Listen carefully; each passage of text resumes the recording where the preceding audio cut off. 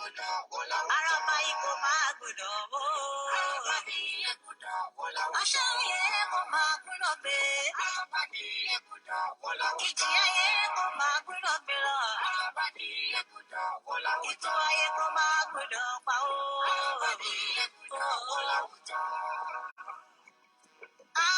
Kò máa gbọ́dọ̀ wó. Onílé wò é.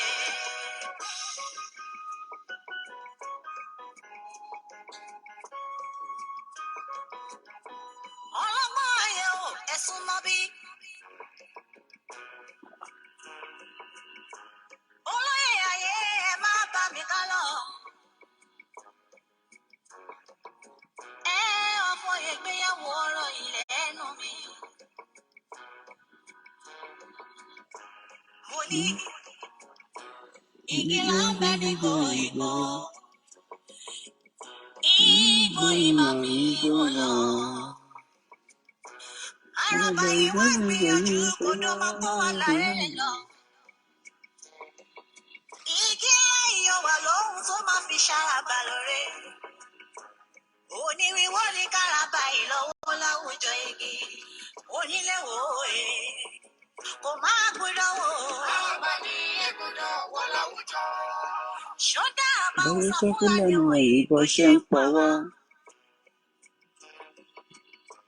Ṣọ́dá àwọn ọmọdé wọ́n ṣe bẹ́ẹ̀ kó jáwọ́ ni. Àwọn àgbààgbà ikọ̀ wọn kò tẹ́ra mọ́. Odò sì wá kó wà láyé rẹ̀ lọ. Sunday. Ó máa ṣe òye. Kò máa gbọ́dọ̀ wò. Àràbà ní gbọ́dọ̀ wọ láwùjọ. Mo kí gbogbo apẹ ẹ̀ka alẹ́ níbikíbi tẹ́ bá ti ń darapọ̀ mọ́ wa. And welcome once again. Tẹ́ bá ń gbọ́ wa dáadáa, ẹ jẹ́ ká mọ̀. Mo kí gbogbo ọmọ Yorùbá. Mi kọ́ mọ́ra dé mọ́. Èmi kí ọmọ yìí ilẹ̀ akíkanjú ọkùnrin ogun. Èrò bá mi kọ́ mọ́ wọn ní gbọ́ ọmọ rẹ̀. Ìwọ tó ń béèrè ìbéèrè àgọ̀, wàá sì lọ béèrè lọ́wọ́ Google tó bá yá. Bí ọjọ́ kankan lọ dá Nàìjíríà sílẹ̀, ìjọ kan bó ṣe dálẹ̀ náà la ṣe máa pín. Ìwọ má wọrí nípa ẹ̀. Mo kí gbogbo ẹni tí ń wọlé.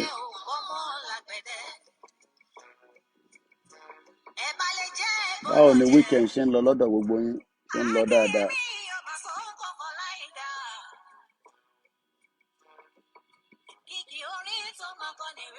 Ó ní no going back náà ni. Yorùbá nation yìí no going back ni.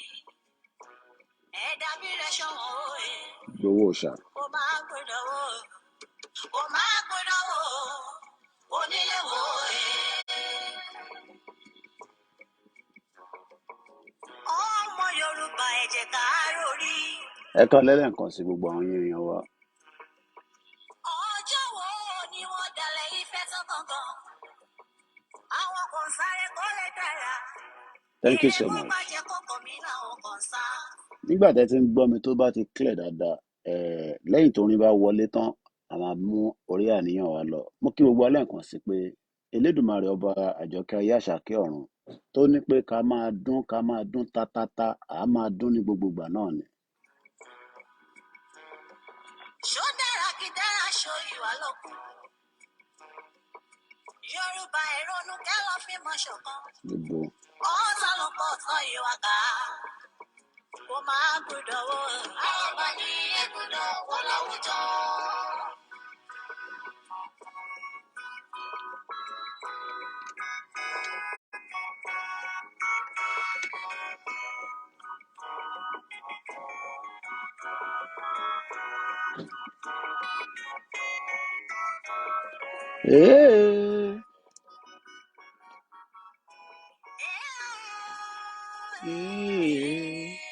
Ó yà mí lẹ́nu.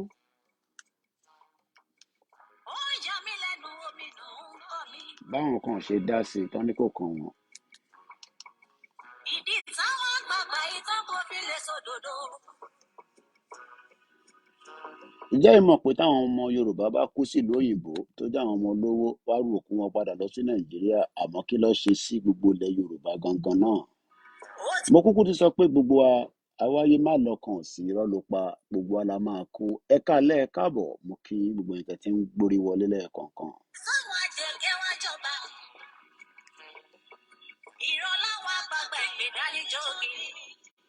Mo kí wa pé ẹ káàbọ̀ sórí ètò.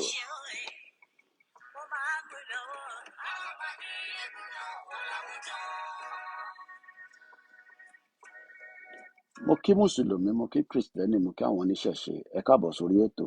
Ìjẹ̀sìn kọ́ la gbé dání àníṣe ǹjẹ́ ọ̀nà tí a máa fi kúrò nínú ìlú tẹ̀ ń pè Nàìjíríà ǹjẹ́ PVC ń ṣiṣẹ́ báyìí.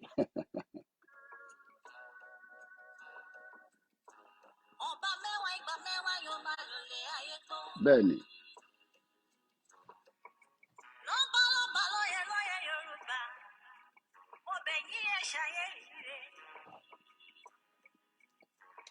Ṣebí? My name is Olawumi KOIKIMEDIA. So good evening and welcome to the program. Ṣebí?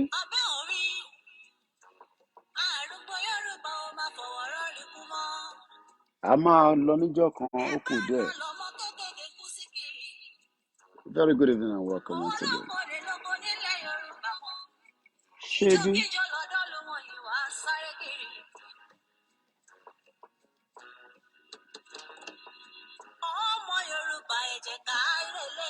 A very good evening and welcome to the program. Mo kí yín mọ́mí wa Grace Senior JP.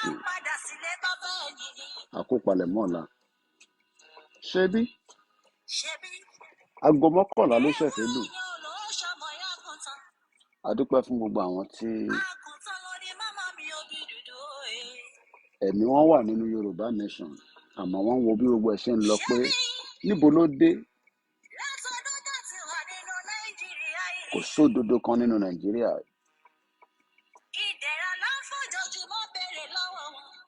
Ẹ má bínú pé ẹ̀rí wa látàárọ̀ iṣẹ́ pọ̀ díẹ̀ náà ni a dúpẹ́ fọ́lọ́run. Pam-pam, para-pa-pa-pam, pa-pa-pa-pa-pam, para-pa-pa-pa-pam. Ó ṣe àsìkò ti tó ilé tó lọ o òmìnira la fẹ́ o. Ó ṣe àsìkò ti tó ilé tó lọ o òmìnira. Mo kí mọ́mí wa Grace Senior.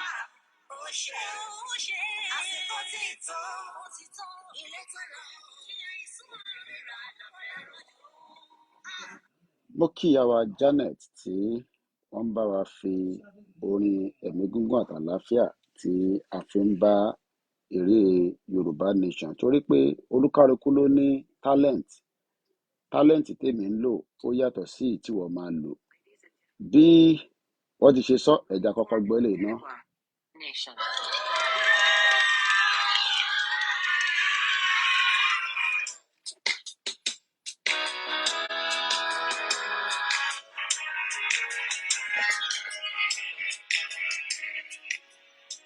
Iṣẹ́ wà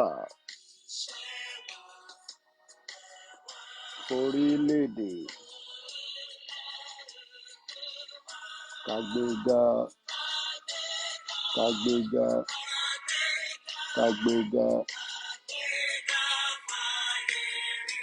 ìgbàgbọ́ bá ti bẹ̀rù ká ṣiṣẹ́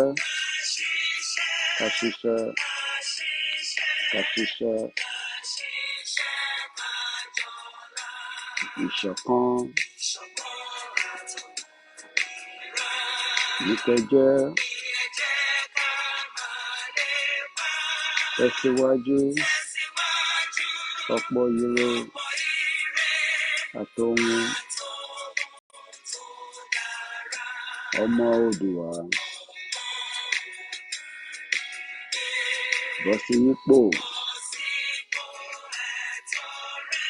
ìwọ ni ìmọ́lẹ̀ ògo adúláwọ̀.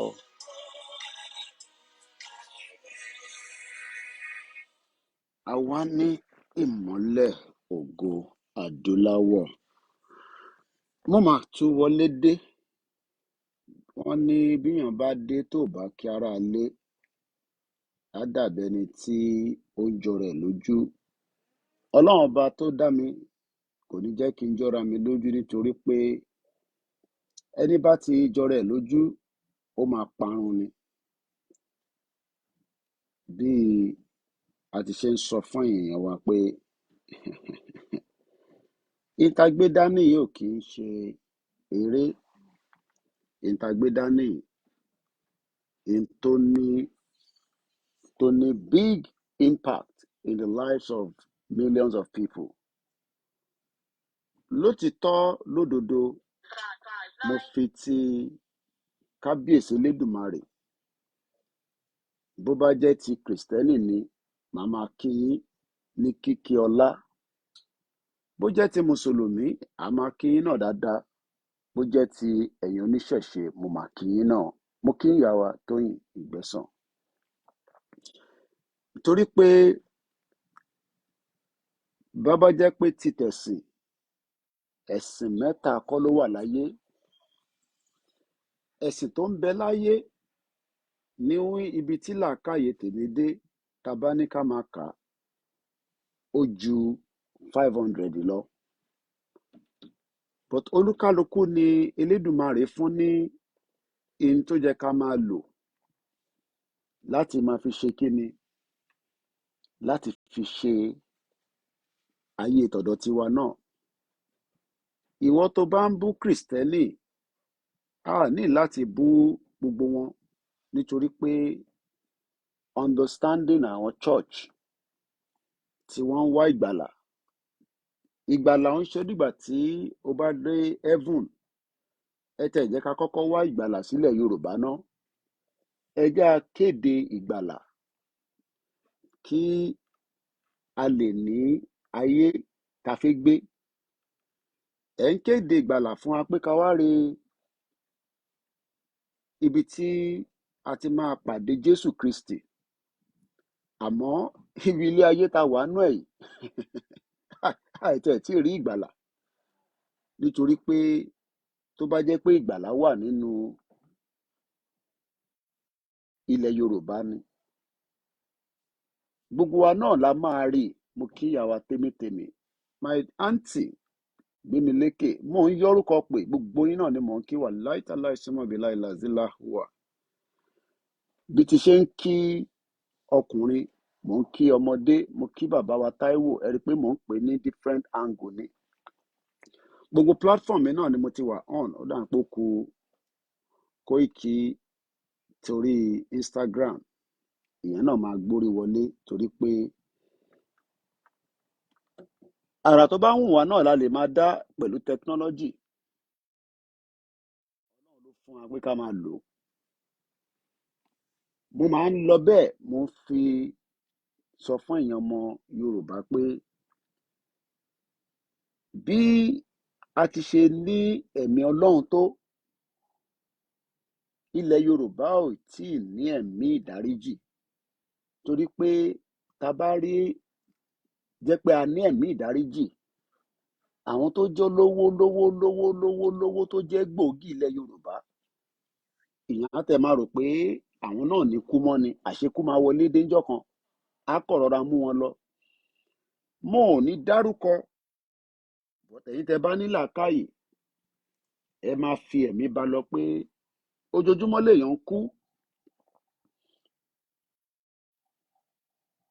Lára àwọn olówó ilẹ̀ Yorùbá kan dákẹ́ ní ìlú òyìnbó. Ẹ̀yin tẹ́ bá ní làákàyè, ẹ máa bá ń fi ẹ̀mí bá lọ.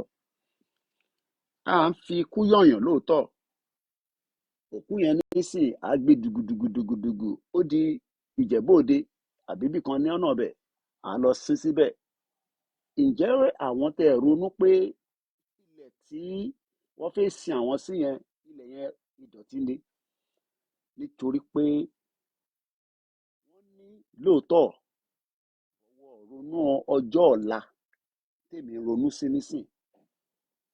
Èmi màá prefer pé ijọ́ tí ikú bá máa dé kó pa mí sínú Ìjẹ̀bú Òde, kó dẹ̀ sin mí síbẹ̀. àmọ́ ọmọ Yorùbá tó lówó tó ní connection á gba treatment nílùú òyìnbó, ọjọ́ tó bá dákẹ́ wá rù padà lọ sí Ìjẹ̀bú, wá rù padà lọ sóńdó, wá rù padà lọ sí gbogbo ibi tí ó ti máa di pé ilé ló lọ tààràrà, ilé ló lọ tààràrà, ilé àwa dáná rẹpẹtẹ àwọn èèyàn káṣọ wọ̀. Ṣé ẹ rí i pé ìyẹn la ṣe ń sọ fáwọn èèyàn pé ọ̀rọ̀ ẹ̀sìn ó yàtọ̀ sí táwa gbé dání. Mùsùlùmí tó ń pariwo pé ẹ̀sìn tí yín ló dáa jù ó ń tán rẹ, gbogbo ohun tó ń lò pátá ní Nàìjíríà àwọn ẹlẹ́bọ ló ti ń ṣe ní China. Òmùgọ̀ ẹ hàn pé òmùgọ̀ lèèyàn, òmùgọ̀ ló ń sọ pé Ọlọ́run ní jẹ́ kóun ṣe kinní kan pé òun ò ní báwọn ẹlẹ́bọ ṣe, torí pé lọ́kàn rẹ̀ ẹlẹ́bọ làwa. Gbogbo ohun tó ń lò pátá kò mọ bí factory tó ti ń ṣe ní China. China kẹ̀rẹ́ ò kì í ṣe mùsùlùmí. Ẹ rí i pé ọ̀rọ̀ yẹn gẹ́tà síbí. Ìdí tá a ṣe ń sọ fún yín pé má jàjà ẹ̀sìn kó má bàa kọrẹ níkòó. Mo kí ìyàwó Elizabeth Adesanya, mo kí sísítà mi àǹtí mi tèmítèmí, mo kí wà pẹ̀lú ẹ̀wà, bó wà lórí program màá kí, bó sì lórí program màá kí, òun àti yèyé oge. Àwọn méjì tó jẹ mí lógún nínú orúkọ Yorùbá nìyẹn. Ìkan jẹ́ yèyé oge, ìkan jẹ́ wà pẹ̀lú ẹ̀wà. Mo kí bàbá Ọláwálé,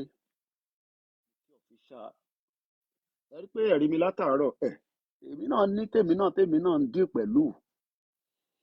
Kò sẹ́ni tó wà láyé tí kò ní kankan tó ń dùn lọ́kàn, tóun náà ń rò pé ó yẹ kó lọ báyìí. Mo ń wá àwọn ìrìn àjò mi ní 2019 ká tó bẹ̀rẹ̀ Yorùbá Nation. Mo ní Ọlọ́run má tóbi lọ́ba o, èmi tí mo ní plan bí mo ṣe fi máa ṣe nǹkan, bí gbówó máa ṣe wọlé. Ìwọ náà bí wọn náà ṣe ní plan, èmi náà ní plan. Àbó mọ̀ ni mo wá ń wo àwọn fídíò ẹ rí pé lánàá mo post so many of my videos nígbà tí mo rìnrìn àjò lọ sí Turkey. Àwọn ọmọ wa tó ń bá wa ṣiṣẹ́ Nàìjíríà, gbogbo àwọn iṣẹ́ tá à ń gbà tẹ́lẹ̀ àríṣẹ́ yẹn gbà mọ́ nígbà tó di pé èpè ni mò ń ṣe fún Nàìjíríà lójoojúmọ́. Ṣé ìlú tí mò ń ṣe pé fún ṣáwọn èèyàn tó gbéṣẹ́ fún Koiki Media pé ìwọ bọ̀bọ́ yìí, ìwọ tó ń fi èpè ránṣẹ́ sí Nàìjíríà, gbogbo àwọn program tá a ṣe ní Nàìjíríà káwọn kan tó mọ̀ wá, àwọn tó ti mọ̀ wá. Kódà mo rí ìtẹ́mi àti sísítà mi Àbíkẹ́ Dábírí tí mo ṣe pẹ̀lú wọn ní London nígbà tọmọ kan tí ó fẹ́ ṣe art show àbí nǹkan kan ló ṣàfẹ́ṣe tọ́nà pè mí pé Kóìkì àwọn tí ń gbọ́n ẹ̀ ǹjẹ́ o lè fún wa ní coverage, torí pé tí wọ́n bá ti lè sọ̀rọ̀ gbogbo àwọn tó wà ní UK máa gbọ́ àtàwọn tó wà nílùú òyìnbó. Ìyàtọ̀ tó kàn wà níbẹ̀ ni pé ìyàtọ̀ tó kàn wà níbẹ̀ òun ni pé in tá à ń ṣe ẹ ṣe gan ni Dizzy 123 wọ́n ní we appreciate your contribution. Èmi máa ti gba kámù, bí ìbá gba kámù màá ṣáà gba kodoro. Bí àṣà mo ṣẹ̀wò yèyé dára tán ni èyí tí ìyá jagbajantis yẹn a ṣì ń bọ̀ lọ́dọ̀ ìyá yẹn. Gbogbo program lẹ ti gbọ́ lọ́sàn-án, èmi náà wà pẹ̀lú wọn. Yorùbá wuyì ìyá dáadáa, mo ti gbọ́ Lady K, but ẹ mọ̀ pé tèmi angle mi under international relationship lèmi fẹ́ gbé yín lọ.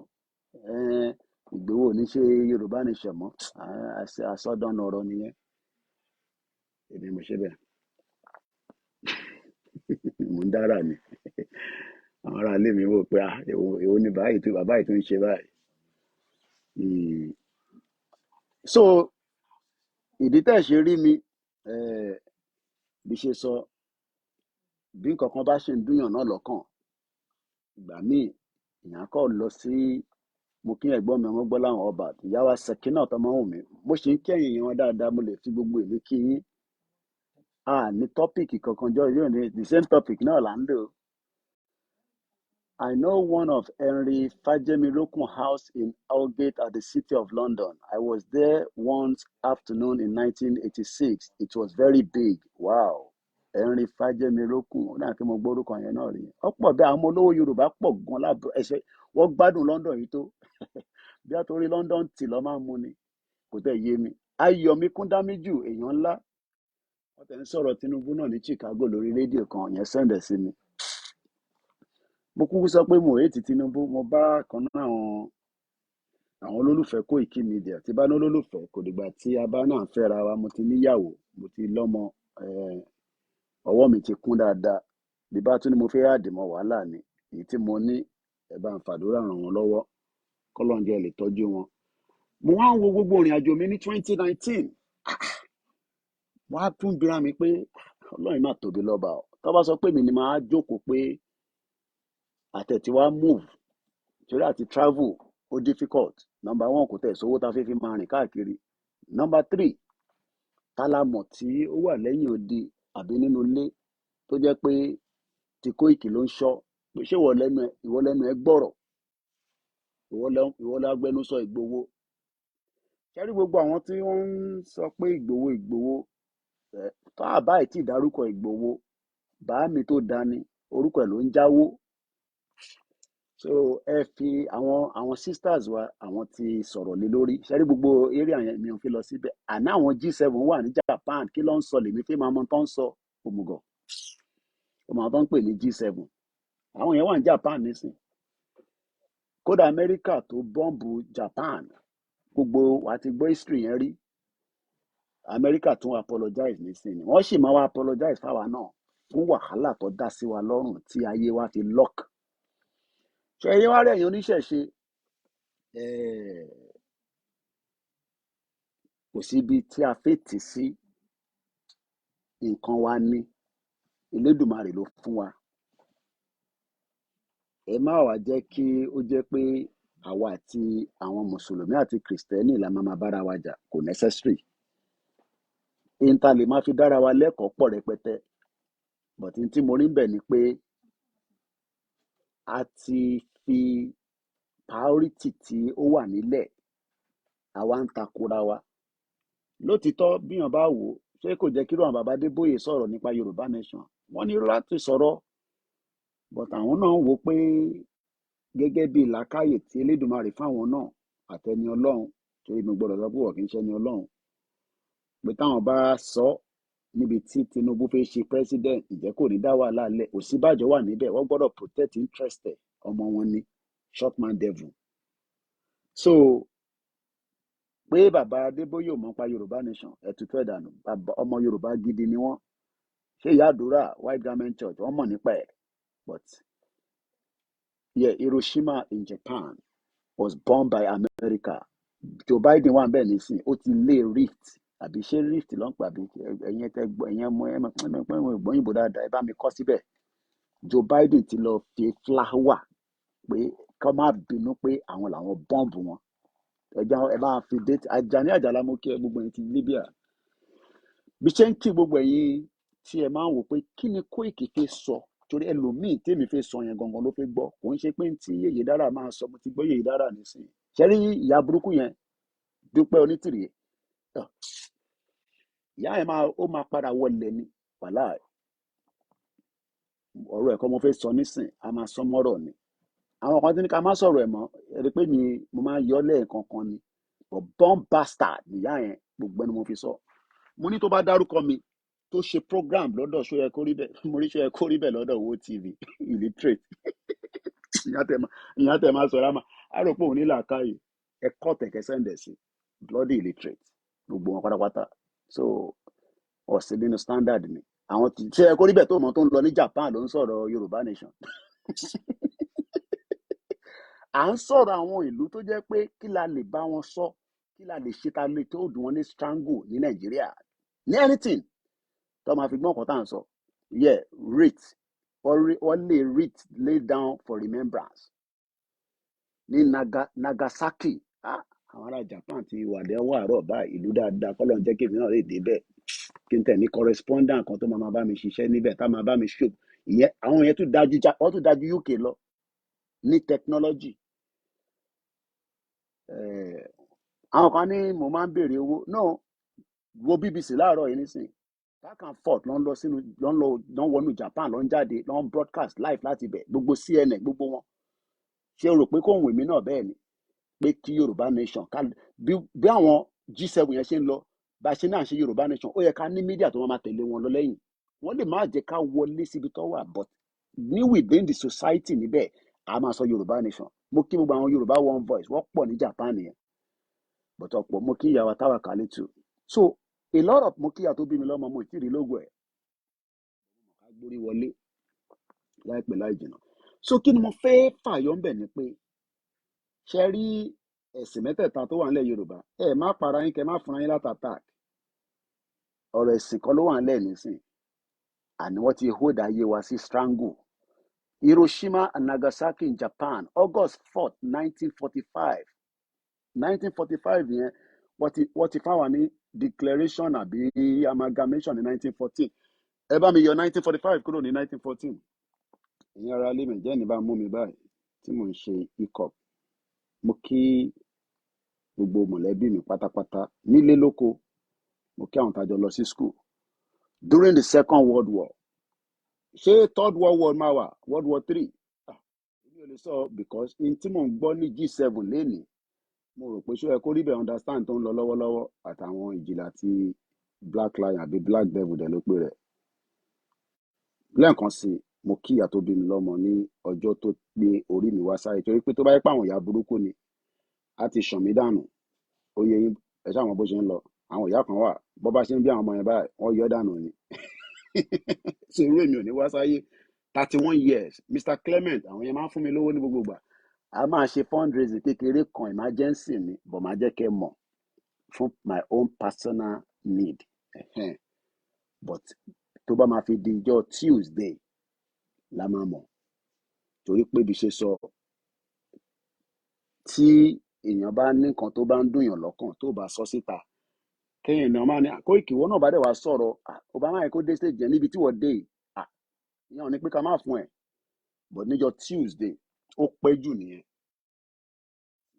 a bá máa ṣe emergency fundraising yẹn for my own personal need tèmi ni nísìnyí o torí pé bí ṣe sọ tẹ́lẹ̀ àwọn òyìnbó tí mo lọ bá ṣiṣẹ́ ní 2019 lórí cinema project kan tá lọ ṣe ó lè tó wọlé fún mi but a dúpẹ́ pé láti ìgbà tí a ti gbé Yorùbá Nation dání òkìkí wa kàn látara bàbá wa olóyè Sunday Ìgbòho ṣà ìmọ́lẹ̀ Yorùbá 31 years between 1914 and 1945 l'Amẹ́ríkà bọ́ǹbù Japan lẹ́nìí bí ṣe ń bá yín sọ̀rọ̀ ó ti dànù nísìnyí because Japan wà ahead of us ẹ jẹ́ kí n wo time ní Japan nísìnyí ẹ má bínú pé gbogbo bẹ ṣe ń rí screen yẹn Koiki ewu lélẹ̀ tó ṣe é ṣe ní technology wà fún nìyẹn Japan ìlú dáadáa gbogbo population wọn 125.7 million tó bá ti ní GDP wọn is 4.9 trillion tó bá ti ní passport Japan mo mọ bí o máa ní àbórí ní ọmọ kìsàmì Japan náà níbẹ̀ a mọ̀ pé tiwọn náà kọ́ ló ń ṣe lọ títí bọ̀ èèyàn dáadáa ni aago 7 ti lù ní Japan mo kí gbogbo àwọn mo ní àwọn ẹ̀gbọ́n kan náà tó wà ní Japan àtàwọn ọmọ Yorùbá tó pọ̀ ńbẹ̀ àtàwọn ọmọ Ìgbò pọ̀ ńbẹ̀ aago 7 ti lù níbẹ̀ lẹ́ẹ̀kan sí tó o bá gbọ́ platform yìí rí nígbà ló ń pè ní KOIKIMEDIA àwọn kan béèrè pé jọ́ ní Yorùbá Nation máa bọ́ sí ìwọ ọmọjọ́ tí wọ́n dá Nàìjíríà sílẹ̀ ni ìwọ tó ń béèrè pé jọ́ ní Yorùbá Nation máa bọ́ sí àbí ìwọ tó ń sọ pé kò ní bọ́ sí ṣé ìwọ ọmọjọ́ tó dá Nàìjíríà sílẹ̀ ìjọ tó dá Nàìjíríà sílẹ̀ wọ́n ti bẹ́ mi àti ẹ̀ so ilé tá à ń dì pẹ̀lú ìjọkíjọ tó máa bọ́ sí mo kí grandma ó yẹ kí n play audio ọmọ Oòduà tí ẹ fi ránṣẹ́ sí mi mọ́mí wa àwo ní ìyẹ̀jẹ̀ wa ibo mo send ẹ̀ sí náà mo send audio yẹn sí ẹja gbọ́dọ̀ kan náà àwọn ọmọ wa tí grandma mi kan àwọn ọmọ Oòduà ẹja gbọ́. Yorùbá Nation no going back. Kọ́lọ́ wọn jẹ́ kí a máa tètè gba Yorùbá Nation kí ló àwọn ọmọ ìwà dé ní age 20 age 30 èmi àti wà ní 70 plus àwọn grandma náà Ọlọ́run jẹ́ kẹ́mi gùn fún wa ẹ̀ ti wà ní 100 and something ìwé àwọn ilé àti wa máa bá wa níbi tá a ti ń ṣe Yorùbá Nation no going back àti gba Yorùbá Nation ẹja gbọ́ tí kan náà ọmọ grandma má bínú mo gbọ́dọ̀ play ohun ọmọ wa yìí dáadáa ohun ẹ̀ dùn mọ́ mi létí ẹja gbọ́hùn yẹn.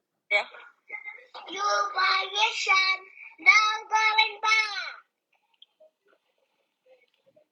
Yorùbá Nation no going back.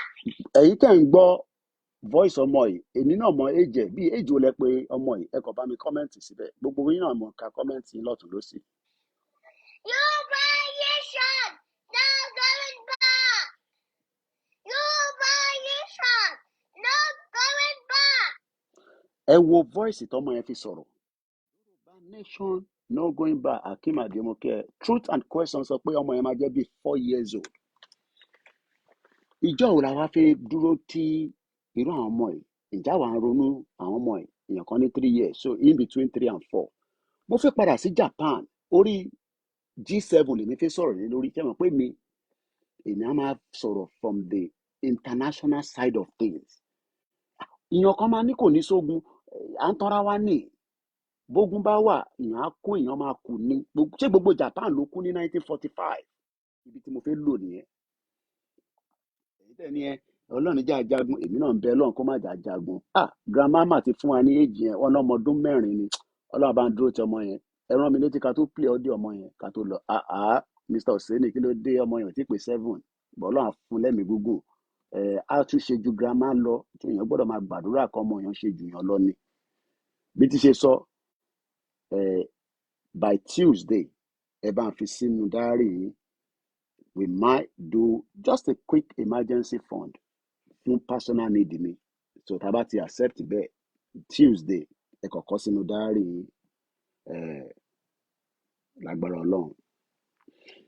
1945 ìjà kan bẹ́ lọ ní gbogbo ọ̀nà Japan Amẹ́ríkà ń bọ́ǹbù wọn lọ tó ń lọ rẹpẹtẹ wọ́n ní World War II dé ẹ mọ̀ pé wọ́n lòun náà bàbá wa tí wọ́n san owó fún. ìjẹ́ ti rí fídíò bàbá kan tó ń sọ fún Amẹ́ríkà nísìnyí pé kó san 1 million close yẹ ṣí wíńdò yẹn kátẹ́gùn àlàáfíà mọ́ mo kí wà látà èèyàn ti Kóìkì ṣe rántí pé 1945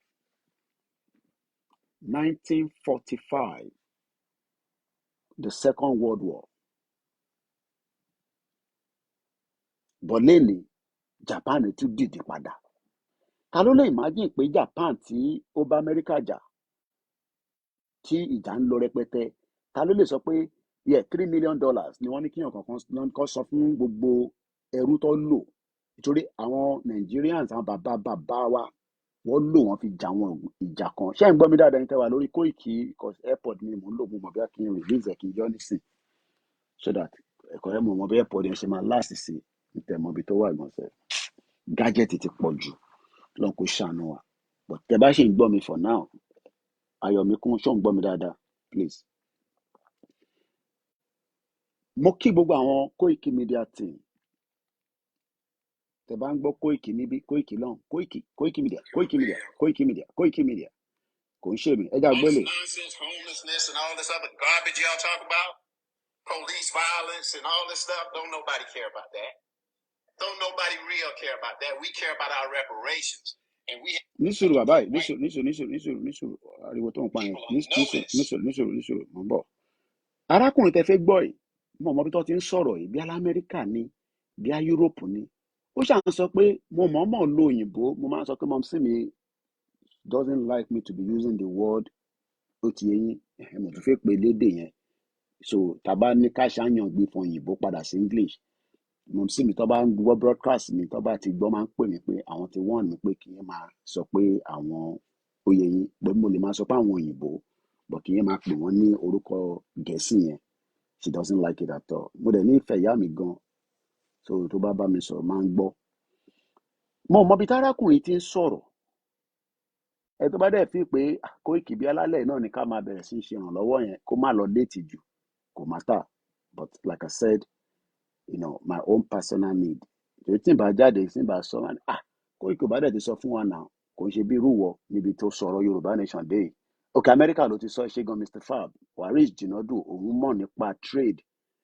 mo fẹ́ ká fi ẹ̀mí wa lọ sí Japan because Joe Biden ò tí kúrò níbẹ̀ àbó ti kúrò mo ṣáà kó Joe Biden máa padà wálé before Sunday torí debt tó wà lamẹ́ríkà òun ló ń lọ lọ́nkàn yẹn ní tí mo fẹ́ kí ó wà lẹ́mìí wa ni pé kí ló lè mú Japan tún dìde padà kí ló lè mú Amẹ́ríkà tó tún ní relationship pẹ̀lú Japan ṣe rò pé Amẹ́ríkà ò ní ní relationship pẹ̀lú Yorùbá Nation kò ní ní pẹ̀lú Biafra wọ́n máa ní but a máa dé stage kan. Dr. Benjamin, did you see Simon Ekpa respond to the Britain First guy? Mo ti rí Dr. Benjamin bá ń share ẹ lè send ẹ̀ sínú info@koikimedia Musa Kalam. Èmi náà máa ń gbìyànjú kí n rí gbogbo tó ń lọ bọ̀ tẹ́mọ̀ not everything náà la máa rí. Ẹ bá mi share pẹ̀lú yín. Ní sùúrù bàbá ẹ̀. Ṣé rí oko ẹrú tó fi wá jẹ? Mo kí ìyá wa Ọmọ́tókè Mariam Ṣódẹ́rù Sàká. Gbogbo àwọn tí bá wá ń kí bẹ́ẹ̀ yẹn tọ̀wọ̀tọ̀wọ̀ ni mo fi ń kí yín. Mo ń try láti catch up pẹ̀lú àwọn comment yẹn ó ti ń pọ̀ gan. Ẹ̀gbọ́n mi Ọmọ́gbọ́láwọn ní all the colonized countries by British contributed by sending manpower and military. Ìyẹn nìkan lẹ́ ń sọ ní ìjámọ̀ye crude oil tó kó jáde nínú ọ̀dọ̀ wa tó fi ja ogun yẹn, because any war you need a crude oil. Gani ní during the time Korea is fighting for their independence in August 1945, but that bomb that caused the Korea independence. Okay. Ẹ̀yin tẹ́ bá ní knowledge ní sùúrù bàbá yìí. Mo fẹ́ kẹ́mi wá wà ní Japan lálẹ́ yìí.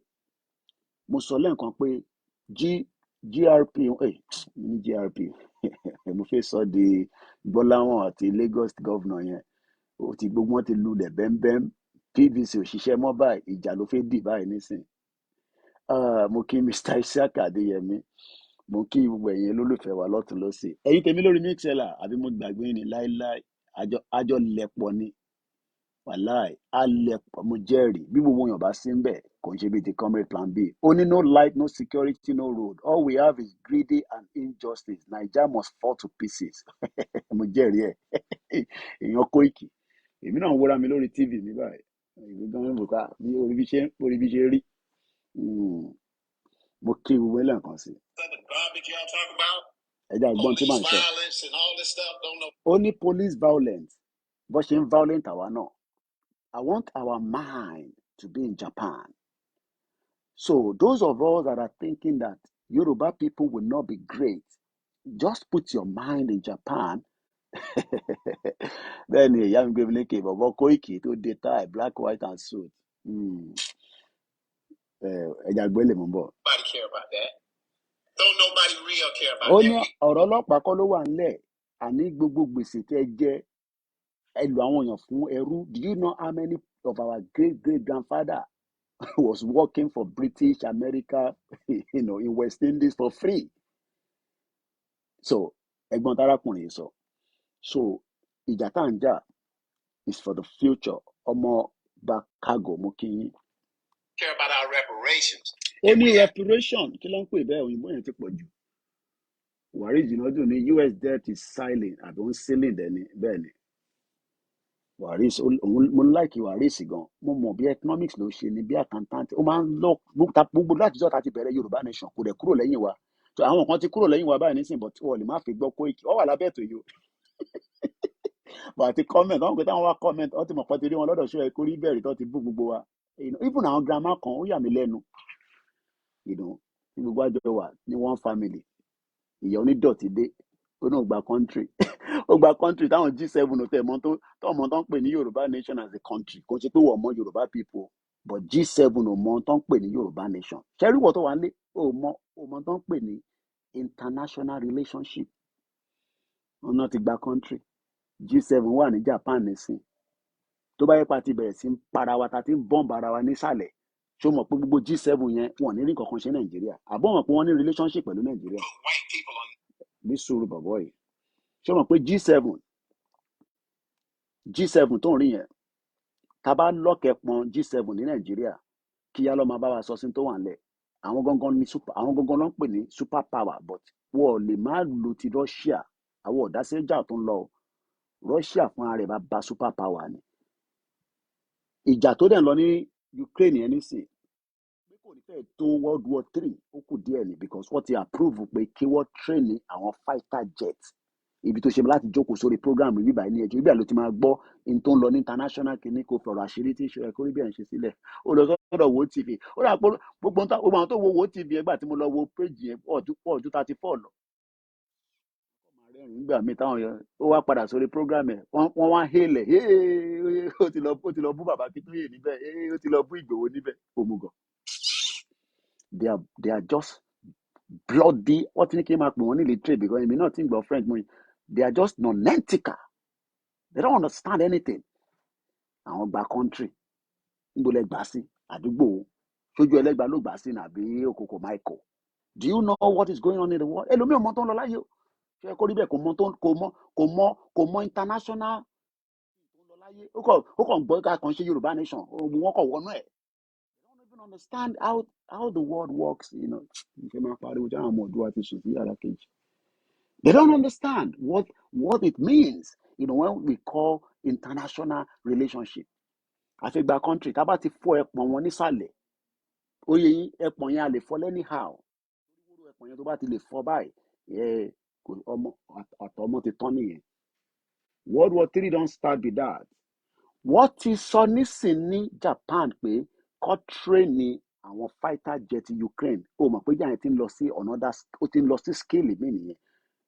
Ṣé o mọ̀ pé Al-Bashir ẹ̀yin ò lè mọ àní má máa lọ sọ́dọ̀ ṣó ẹ kó rí bẹ́ẹ̀ jókòó síbi tó bá fẹ́ gbọ́ international tó bá fẹ́ gbọ́ gossip wà lọ sọ́dọ̀ àwọn yẹn. Jókòó síbi ìbà kò gbọ́ ọ̀rọ̀ gidi. Mo kí ẹ to links. Ó wà lọ́dọ̀ wo TV tí gbogbo ọmọ Nàìjíríà gan ọmọ. Èmi gan tí mò ń pariwo gan ṣẹ̀ṣẹ̀ rò pé gbogbo yẹn ló mọ̀ wá ni. Everybody. Nonentical. Mo kí ẹ̀gbọ́n mi Ṣẹ́gun ọ̀nà. Mo kàn ń lọ in and out. Ẹ máa fẹ̀mí bá mi lọ. Ogun kan ṣẹlẹ̀ ní 1945. Àwọn kan bọ́rí nínú ẹ̀ after how many years? Ẹ̀gbọ́n mi Ṣẹ́gun ọ̀nà yìí ti wọlé mo ti rí yín bẹ̀ yín mathematician. Ẹ bá mi dá padà wá 1945 sí 2023 how many years nìyẹn? Ta lè wá béèrè pé kí ló lè mú Japan kó tún wá di ìlú ńlá tí gbogbo ọmọ wọn ń gbádùn lágbàáyé tí àwa ń jìyà. Ìyẹn kan máa sọ pé ẹ̀gbọ́n mi àwọn fẹsẹ̀ máa ní ká má jagun. Kò ní da fẹ́ni tó bá ní ká má jagun. Ogun máa jára ẹ̀ ní tó tàbá jagun yẹn.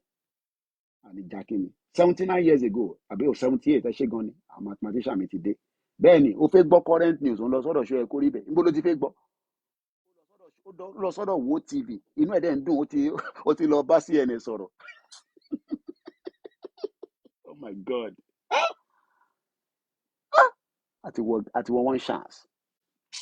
Ẹ jókòó kẹ́ gbọ́dọ̀ gidi international news là ń sọ nígbà international relationship 78 years ago according to the comment tí mo wò lórí TV mi báyìí ibi tí technology dé nìyẹn 78 years ago.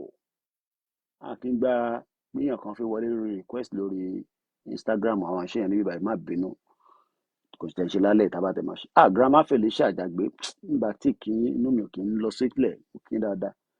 Ẹni ẹ jókòó sí bí kẹ farabalẹ̀ kájọ gbé ọ̀rọ̀ yẹ̀ wò. Àti gba country èmi gba country tí wọ̀gùn lè lọ́lé. Wàláì tó bá declare Yorùbá nation lálẹ́ I'll be on the first flight back home. Tí mo mọ̀ pé àti gba government tí flag Nàìjíríà ti wálẹ̀. Jókòó sórí YouTube wọn náà gba country kọ́ country ni. 78 years ago, there was a fight going on in Japan. Kí ló lè mú Japan kó padà sókè where they are now 4.something trillion dollars. So why are we scared of ogun? Kí ló ń bà ní sọ̀rọ̀? Kí nìkan tó ń bà wá lẹ́rù? Òkè tá a bá jagun àwọn èèyàn máa kú wọ́n máa destroy nǹkan kan airport tí Fúlàní nínú ẹ̀ lórí tó bá dé airport èyí tí ọlọ́pàá ẹ wo ọlọ́pàá tí ṣe mọ̀ pé that's why we say nígbà tí Ṣeun Kútì gbọ́ ọlọ́pàá létí ẹ̀yàn olórí burúkú ọmọ Yorùbá yes I mean Ṣeun Kútì doesn't have to support us ọmọ àlè ni ṣèbí Yorùbá lòun ṣùgbọ́n ti ń dì pẹ̀lú ẹ̀ nísìn but ibi tí mo fẹ́ lò kọ́ nìyẹn èmi ò bá expect pé kó gbọ́ ọlọ́pàá yẹn kó jù sínú omi kí wọ́ọ̀ bẹ̀rẹ̀ ní Nàìjíríà tó bá jẹ́ pé ọlọ́pàá yẹn fi mọ́tò ó fi gbá family Ṣeun Kútì ó tì sínú omi a máa sọ pé RIP fún Ṣeun Kútì a bomb bastard. Ṣé wàá rí i pé the other guy tí ọlọ́pàá fọ́ kóńdó mọ́ lórí ṣe mọ̀ pé ńgbà tá a bẹ̀rẹ̀ sí ń sọ̀rọ̀ bọ̀bọ́ yẹn kò sẹ́ni kankan tó mọ̀ pa Haúsá lọ́mọ yẹn ṣe mọ̀ pé a kò sọ̀rọ̀ out of humanity.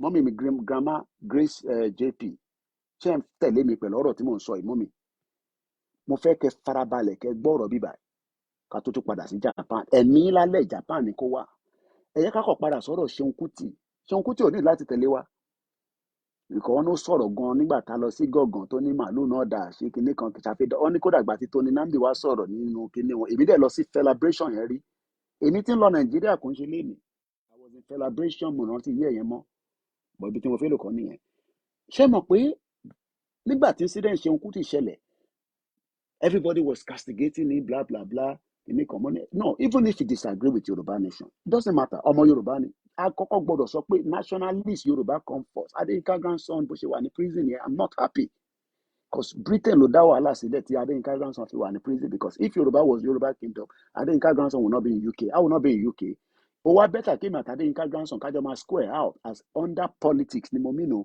ní Yorùbá land kádéyínká grandson ni wọ́n máa ṣe títì kébì nínú àti ṣe títì já kọ́kọ́ sáré lọ sí space àmọ́ tákà bẹ́ẹ̀ now nígbà tí ọlọ́pàá fọ́ mo kí bíádìí wa àrò mo rí owó tẹ fi ránṣẹ́ lórí cash app àmì ìmọ̀ akọ́ jí bẹ́ẹ̀ akọ́ rí £10 £30 £80 but like I said I need your support gbogbo èèyàn wa for my own personal need àdé máa sọ bó bá ṣe jẹ́ later àwọn kan mi wà inú ìwé lẹ́tí máa kà torí pé àwa náà gbọ́dọ̀ declassify àwọn kankan irú wa bá sọ pé èèyàn ìlànà orí ní ọ̀kan bá náà ní ìdòwò sọ fún wọn pé nígbà tí BBC bá ní àwọn fẹ́ gba TV license lọ́wọ́ yín kò sọ pé òlówó prison ló máa lọ. now ṣé mọ̀ pé nígbà tán ná kóńdó mọ́ bọ̀bọ́ yẹn lórí grandma mi Grace ti dá mi lóhùn ṣé mọ̀ pé a jáde mo sọ̀rọ̀ mo tẹ́ ẹ mọ̀ bóyá bọ̀bọ́ ẹ wo ṣí Ṣòwòrẹ́ ṣe gbé ọ̀rọ̀ yẹn sórí ẹ mọ̀ pé Ṣòwòrẹ́ ni mo rí lọ́dọ̀ ẹ̀ níjọ́ mo ń ṣe program tèmi náà sọ̀rọ̀ bọ̀bọ́ yẹn kódà mo tẹ́ ẹ wá kí àpè YouTube lè blọ́ọ̀kì mi ṣé mọ̀ pé mo show video bọ̀bọ́ yẹn continuously which is not meant to be because normally YouTube má tẹ̀ wọ́ndà tó bá ní wọ́n ń já program àwọn alẹ́ those things doesn't work like that it's all called AI artificial intelligence so kí lẹ́mí pé wọ́n ná ṣe Facebook aráyè yìí ni á ní ọ wà lábẹ́ program wọ́n ń já program àwọn alẹ́ illiterate people born bastard ṣé mọ̀ pé we were feeling for that boy because ọmọ kékeré ni bọ̀bọ́ yẹn kò tí lè pé 20 years old but èmi ò mọ̀ pé ọmọ Haúsá ni bí Haúsá ni bí Fúlàní ni ó lè má ní record kankan ó lè má ní driver license tó fi ń wọ ọ̀kadà yẹn ó ń gun ọ̀kadà nílẹ̀ Yorùbá wọ̀ bí èmi dá kí n gbé mọ́tò jáde bí mọ́tò wàlátà ṣe wà yẹn kí n ní wàlátà ó yá sáré wá sí ibà jẹ́ n gbé mọ́tò ẹ̀ wọ̀ bí mi dá that's a society that works àtẹ̀wá bọ́dà nípa ẹ̀ṣẹ̀ tí bọ̀bọ́ yẹn ṣe mọ́ human feelings pé ẹ̀yin mẹ́ta lórí ọmọ yìí ẹ ti gbọ́kadẹ̀ ẹ tún wá là nǹkan ọmọ lórí ẹ wo báwọn ọlọ́pàá ṣe lọ bá nílé ẹ wo bó ṣe lọ bá nínú náà ti lé ní community wọn ẹ wo dídí ọlọ́pàá gbéra ó lọ bá ní community wọn that shows the marginalization tá à ń sọ but àwa gbà táwa máa sọ̀rọ̀ a rò pé ọmọ yẹn mo kí bàbá ìyá mi Adédèmí Gold Oriental tọ̀wọ̀tọ̀ mo fi dárúkọ yín mà a rò pé arákùnrin yẹn pé Haúsá ni ká má tẹ̀sọ́ pé Fúlàní ká tẹ̀sọ́ pé Haúsá ni a rò bẹ́ẹ̀ a rò ti human feelings pẹ̀lú ẹ̀ pé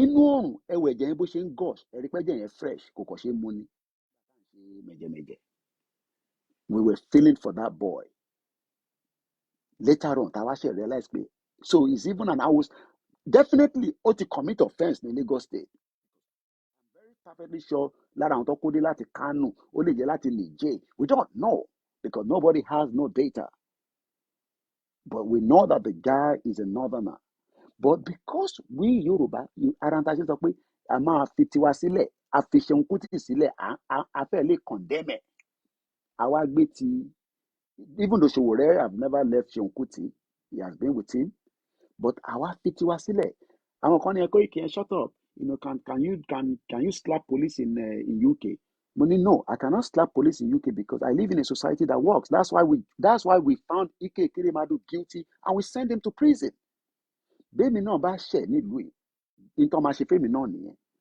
and that's why we are saying the society in Nigeria is as bomb bastard it's not going to work so lórí ọ̀rọ̀ yẹn nìyẹn I just want to clear that air so if you are still one that is against Ṣeun Kútì like I said it doesn't have to support our movement it's okay I think he has a show one only show kan ní Spain show yẹn nísìnyí kò lè lọ mọ́ because they are trying to delay him tó máa miss ó ní big concert kan tọ́nà yẹ kó ṣe ní mo kà lọ́dọ̀ Ṣòwòrẹ́, but he's not going there anymore because the way it is right now they are doing they are use wọ́n forí Ṣeun Kútì wọ́n fi ń fàgbọ́n bẹ́ẹ̀ mi náà ṣe sọ pé a máa forí àwọn kan fàgbọ́n ni.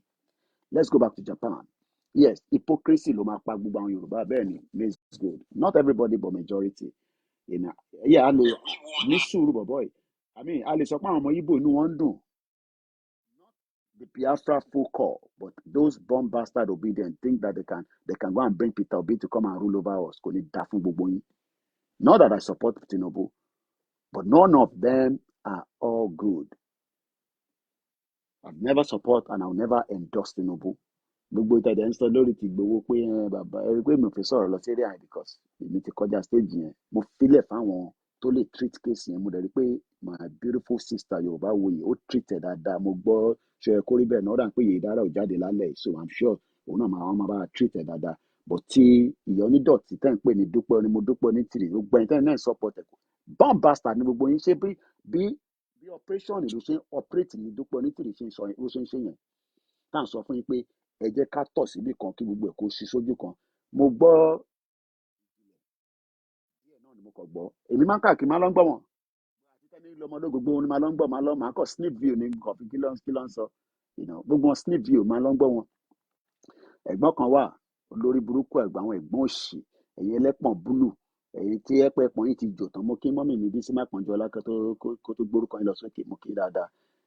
Jimoh Razak bó ń ka kọ́mẹ̀ntì náà má bínú ó ní how do you care for your people when you don't even know who is Nigeria. Bẹ́ẹ̀ni àná àtẹ kí ẹ̀ nípa ọmọ Hausa tó fọ́n kan mọ́ lórí ara ta wá ẹ wo mọ́mì wa Liz wọn ìyá mi David Liz sister wa wọ́n ṣẹ̀dí láti Nàìjíríà and I hope she's back tó máa give too much information because a máa wà careful táwọn èèyàn bá wà nílé. Ṣé mọ̀ pé ìyá yẹn ló pè ló ní Koiki ìjọba wa nọ́mbà ọmọ ẹ̀ bó tẹ̀ jẹ́ 20,000 kì í sẹ́ndì sí ara ń ta wá nǹkan pè ní Yorùbá nìyẹn but ara ọ̀tá wá nígbà tí Ṣeun gbá ọlọ́pàá létí ọlọ́pàá tó ń pa yín lójoojúmọ́ bomb bastard.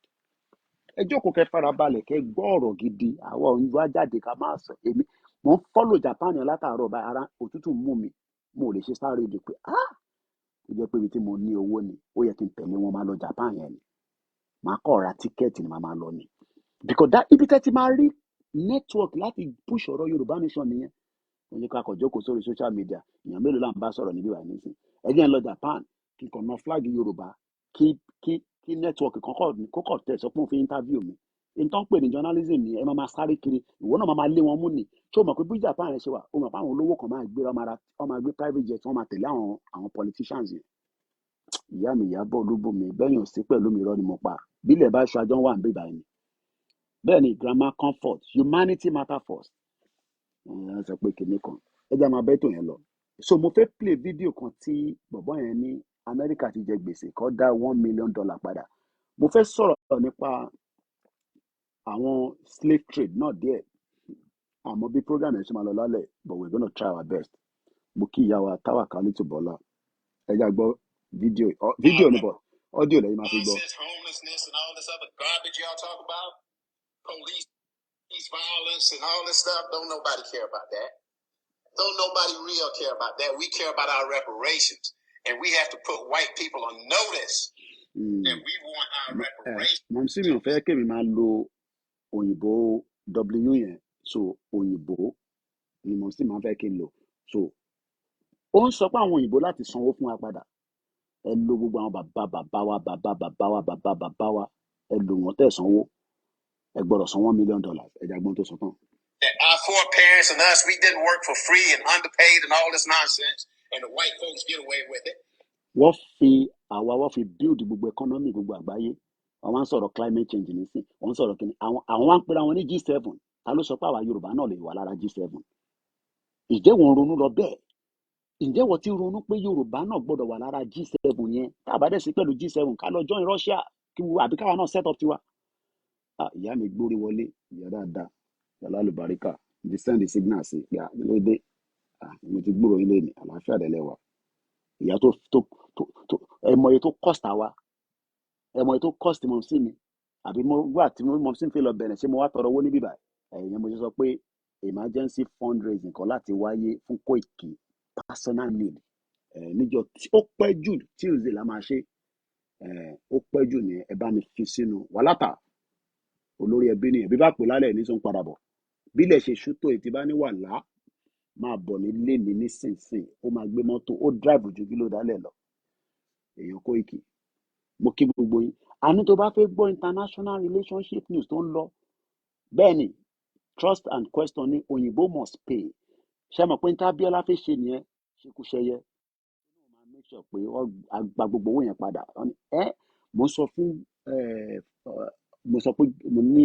ọmọ wa kan sísítà mi náà ni máa ń pè ẹ̀wọ̀n obìnrin ni ó máa nífẹ̀ẹ́ mi kò ń ṣe bí ìfẹ́ pé ọkùnrin fẹ́ ó mọ̀ pé mo níyàwó àtọmọ òun náà dẹ̀ níyàwó lókè àdẹ̀ ń sọ̀rọ̀ àlùfàǹṣà tá a bá ń bára wa sọ̀rọ̀ máa ń gbé sí spíkà ìyàwó mi máa ń gbọ́n tó ń sọ ó máa ń fún àwọn ìlówó gan tí bá pè ní sunday $1,000 ìran àti àwọn sọ̀rọ̀ láàárọ̀ mo á mú bá àwọn area kan ó tó jọ́ mẹ́ta tá a lè sọ̀rọ̀ mo sọ fún pé ọmọ yẹn mo ní sọ state yẹn ó ní tó bá fún òun ní local government kan àwọn 7 àwọn máa sọ di New York yankee lọmọ yẹn wà mo ní sọ state tó wà ó ní àwọn 7 tó bá fún àwọn ní local government kan nínú state àwọn mo ní sọ state ọmọ yẹn wà ó náà máa sọ di New York àwọn èèyàn dúró pé kí Yorùbá nation kó tètè bọ́ sí ni but kó tó bọ́ sí is a process yẹn là ń ṣe lọ́wọ́ nísìn process yẹn ni ká ràn bàbá Akíntóyè lọ́wọ́ kò ń ṣe kí Dúpẹ́ ní tìrì kan dé kó sọ fún wa pé òun ti gba country lórí òfurufú òun gbà lórí cloud ó gbé country sórí cloud parọ́ fún yín àbí ká máa listen sáwọn olóṣèlú tó yẹ pé wọ́n fi jẹ́ ká lọ a mọ̀ pé gbogbo wọn náà Tinubu lọ́ fẹ́ endorse àdẹ̀tí ní àṣìkò nígbà tí nàtẹ̀ wá ń sọ̀rọ̀ we spoke at a lot of areas tàbá sọ̀rọ̀ báyìí onígbà mi 40 minutes wọ́n á sọ fún pé a lot of things movement is lọ ní Nàìjíríà nísìn number one the situation pẹ̀lú ọ̀rọ̀ Tinubu àwọn north wọ́n fi dàrú mo ní tó bá dẹ̀ dàrú Tinubu máa bá wọn jà kò sọgbọ́n ẹ̀ mo wá ní the only other option ni pé ṣe rí pé Sultan of Sokoto ti jáde bẹ́ẹ̀ ni is a mirage country from onídìrí the nonsense lady wọ́n ní káyé máa sọ̀rọ̀ ẹ̀ but a gbọ́dọ̀ máa sọ lẹ́ǹkankan breaking news New York is sinking má sink o níbo ló ń sink níbẹ̀ kẹ́ New York ẹ̀rí pé àwọn tájọ wà lórí program New York kí ló ṣẹlẹ̀ ní New York news study find New York under weight of its skyscraper. New York is sinking due to the weight of its skyscraper. Okay, it's a research. Okay, 6 hours ago ló jáde. City is sinking approximately 1 to 2. Ṣàdúpẹ́lẹ̀ ní sọ́tún sọ pé mo ti ka news níbí by 7 times nínú ọdún yìí pé mo ti fáwọn olówó The Guardian ẹ̀kọ́ jàgbàjàgbà lọ. New York is sinking due to the weight of its skyscraper, new research found. City is sinking approximately 1 to 2 meters each year on average, worsening effect of sea level and rise of flooding threat. Mo dẹ̀ ti gbọ́ tí I don't know how far it tí prophecy kan sọ pé America need to be very careful for flood. Ẹja gbọ́ kínní kan. $3 million per person. Èmi tẹ́ ń sọ pé 1 million àti 3 million ni bàbá yìí sọ ó ní $3 million per person. Yes, very scary. You're right. Truth and question. That's why we need to prepare our own ground, our own area. There's just too many things. I thought bàbá yìí sọ pé 1 million àti 3 million ló ń béèrè. $3 million per person right here in this city. That's the only thing black people got to care about. Only that is the only thing the black people care about. Kí làwa care about our Yoruba? Ṣé ẹ̀sìn yẹn làwa care about ni àbí the future of the Yoruba people where we have been marginalized, we are not moving forward. So nígbà tí màá ti sister mi ẹ̀ wá ń sọ̀rọ̀ tá à ń jù síbi tí mo ń dájọ́ ń fi ọ̀rọ̀ not everything náà máa share pẹ̀lú wa. Mo wá sọ pé Sultan of Sokoto ń give order pé inauguration Tinubu gbọ́dọ̀ bọ̀ sí. Mo ní but n tó ń ṣe lẹ́yìn ọ̀tọ̀ ni but it's just playing into the gallery because ẹ mọ̀ pé òun ni olórí àwọn ẹ̀mí àwọn ní gbogbo north n tó bá dẹ̀ sọ lágbẹ́gẹ́. What they are doing is wọ́n fẹ́ fún Tinubu ní gbogbo ohun tó fẹ́ but wọ́n máa destabilize lókè àti ìsàlẹ̀ àti láàrin. Tinubu náà dẹ̀ máa play wọn but tó bá rí ìgbésẹ̀ tí Tinubu fẹ́ gbé pé ó ń lọ in the direct because òun ní pé Tinubu have to bring back this conference and gbogbo tí Jonathan ṣe yẹn. Wọ́n á jẹ́ kó mọ̀ pé what they would do is wọ́n máa lock Tinubu láàrin méjì because Tinubu whatever his vision for Nigeria This vision, because vision Nigeria and Tinubu, and don't come and tell me it's about Yoruba. And Tinubu has no agenda for any Yoruba country, okay? But he has a vision for Nigeria. Whatever Tinubu's vision for Nigeria is still going to end up break up Nigeria. Is either will break it faster or it will break it slower. If Tinubu starts putting in a lot of effort at the 4 years to Kokofi Loyi, they will destroy that government before it completes the 4 years. But Tinubu no might play one. First and foremost, he might wants to open up all the states. And for revenue, blah, blah, blah, blah, blah, blah. How long that is going to last, nobody knows. But at the last lap, need the next 4 years. I already give him the 8 years, whatever it takes. Does that stop Yoruba Nation movement? No. Does that stop us engaging with him? No. How can we say we don't want to engage with the government? Are we crazy people? In this 21st century, we either engage the government, in violence, or we engage the government in diplomacy. Two ways. You engage your government in diplomacy, or you engage them with violence. And when it's violent, that means it can lead to anything on a major. But one thing is, the Nigeria you love is cracked. It has cracked. And it's about to crack. Pata, pata. And this particular government will make and make, while it does not disturb the Yoruba nation. The Biafra, how quick they want to push it, we are watching. Because the Biafra is doing their own, we are doing our own. Even though we are in kind of, cordial relationship. Kò mí pé Biafra bá náà fi jà mí sí. Àwa máa sọ fún Biafra pé Biafra no fight now. Now our man dey there. Tinubu, you can't fight now. No, we can't stop them. We don't know what they are doing within their internal caucus. Number one, Nnamdi Kanu must be released. Mo kí mọ́mì mi ìyá dáadáa. Gbogbo iná ni máa need bí ṣe sọ. Mo ń sọ sílẹ̀ torí pé wọ́n ní tó bá ń dùnyàn lọ́kàn tó bá sì tètè sọ kó má di pé Koiki ò bá dẹ̀ ti wá sọ fún wa náà àkànṣe. We're going to need to support my own personal need. And Tuesday, if I'm not going to need it, I'll come back out and say, no, I don't need it. But for now, Tuesday need a mark. By Tuesday, I'm going to come out and say, that support so that we can do what we have to do. Then later on, we can be explaining the reason why I need it.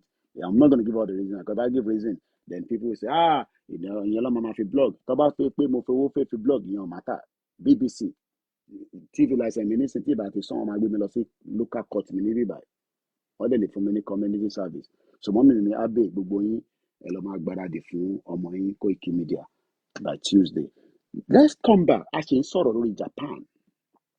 Ẹ jẹ́ ká padà sórí fídíò yìí. Nonsense y'all talk about we do. No, ẹni sùn bọ̀bọ̀ òyìnbó ìtẹ̀pẹ̀ yẹn àwọn ará Amẹ́ríkà ara máa ń ta wọ́n ni. Ara ń ta ilé tó bá gbébọn fún ní sọ́n lè pààyàn, but ó ní no òun fi ṣe ní diplomacy. It is either diplomacy or violence. That's the way the world is. Violence is not a good thing. But the reason why violence kicks in is when people don't want to talk to each other. I monitor the news around the world. Al-Bashar, the Syria president. Do you know that he was expelled from the Arab League for more than 10 years? Now they've brought him back. But in bringing him back, one of the countries, while Al-Bashar was speaking, Agent tó bá rántí, ẹ jẹ́ n gbé sórí Google again. Ta ló mọ Al-Bashar? Ta ló mọ Syria? Al-Bashar. Very, very. Kí ni ló fún ní support? Syria ni kí n type. Wọ́n kún Turkey bí ewu. Syria Assad arrives in Saudi Arabia for the Arab League summit. This is a person that have never been there for the last 10 years. They disagree with him. They believe that he's this and that. But today, he was admitted only after 12 years. So when people think that what we are doing now, we don't want it to be violent, Koiki, stop talking violent, or ogun. No, it does not mean that it has to be war. But let me just read this for you quickly, so you have an idea what I'm talking about. Because some of you just go and listen to all these, fracas all over the social media, and when you come here, you don't listen.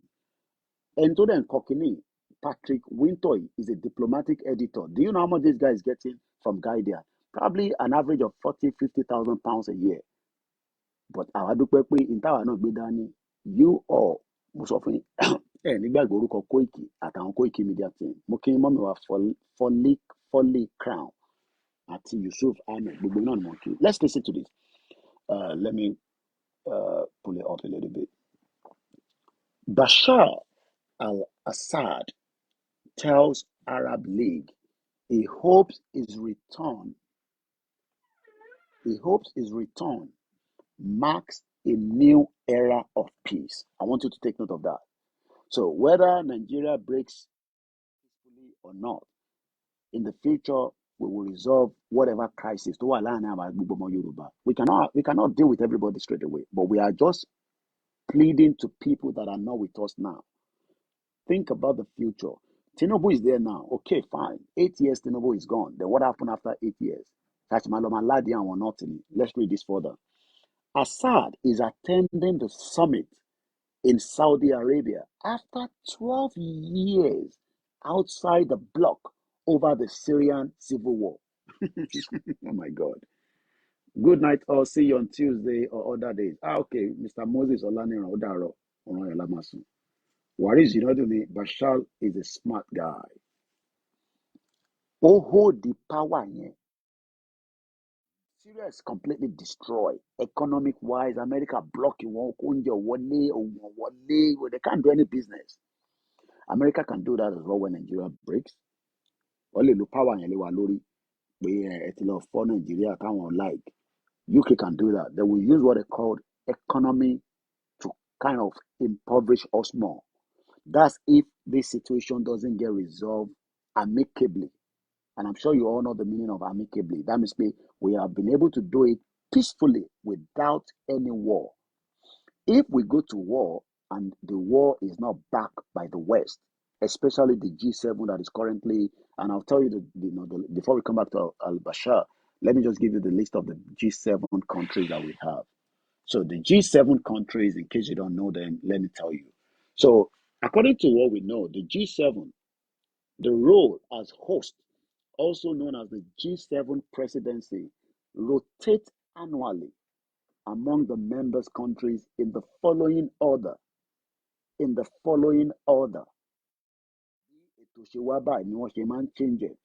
France, United States of America, United Kingdom, Germany, Japan, Italy, and Canada. And the European Union is not part of the rotation. These are countries that are making a lot of decisions on me and you today. If Nigeria breaks without, get me very well, without the consent, not literally that they have to give us the consent, but should Nigeria go into where we cannot come into a dialogue to fix the internal crisis, because even the democracy that you're operating can lead to war. Because I can tell, look at the way disobedient, the thing they are strong. Look at the way they're operating. We don't even know what they want to do. They can destroy this government. Kenny joke, Al-Bashir returned back to a summit in Saudi Arabia today. Well, it's now midnight here in London, so we are now coming up to almost 20th. Sanction, US love doing that, but does that mean anything? Nah. Should we be scared of the G7? No, but we must engage them. How do we engage them?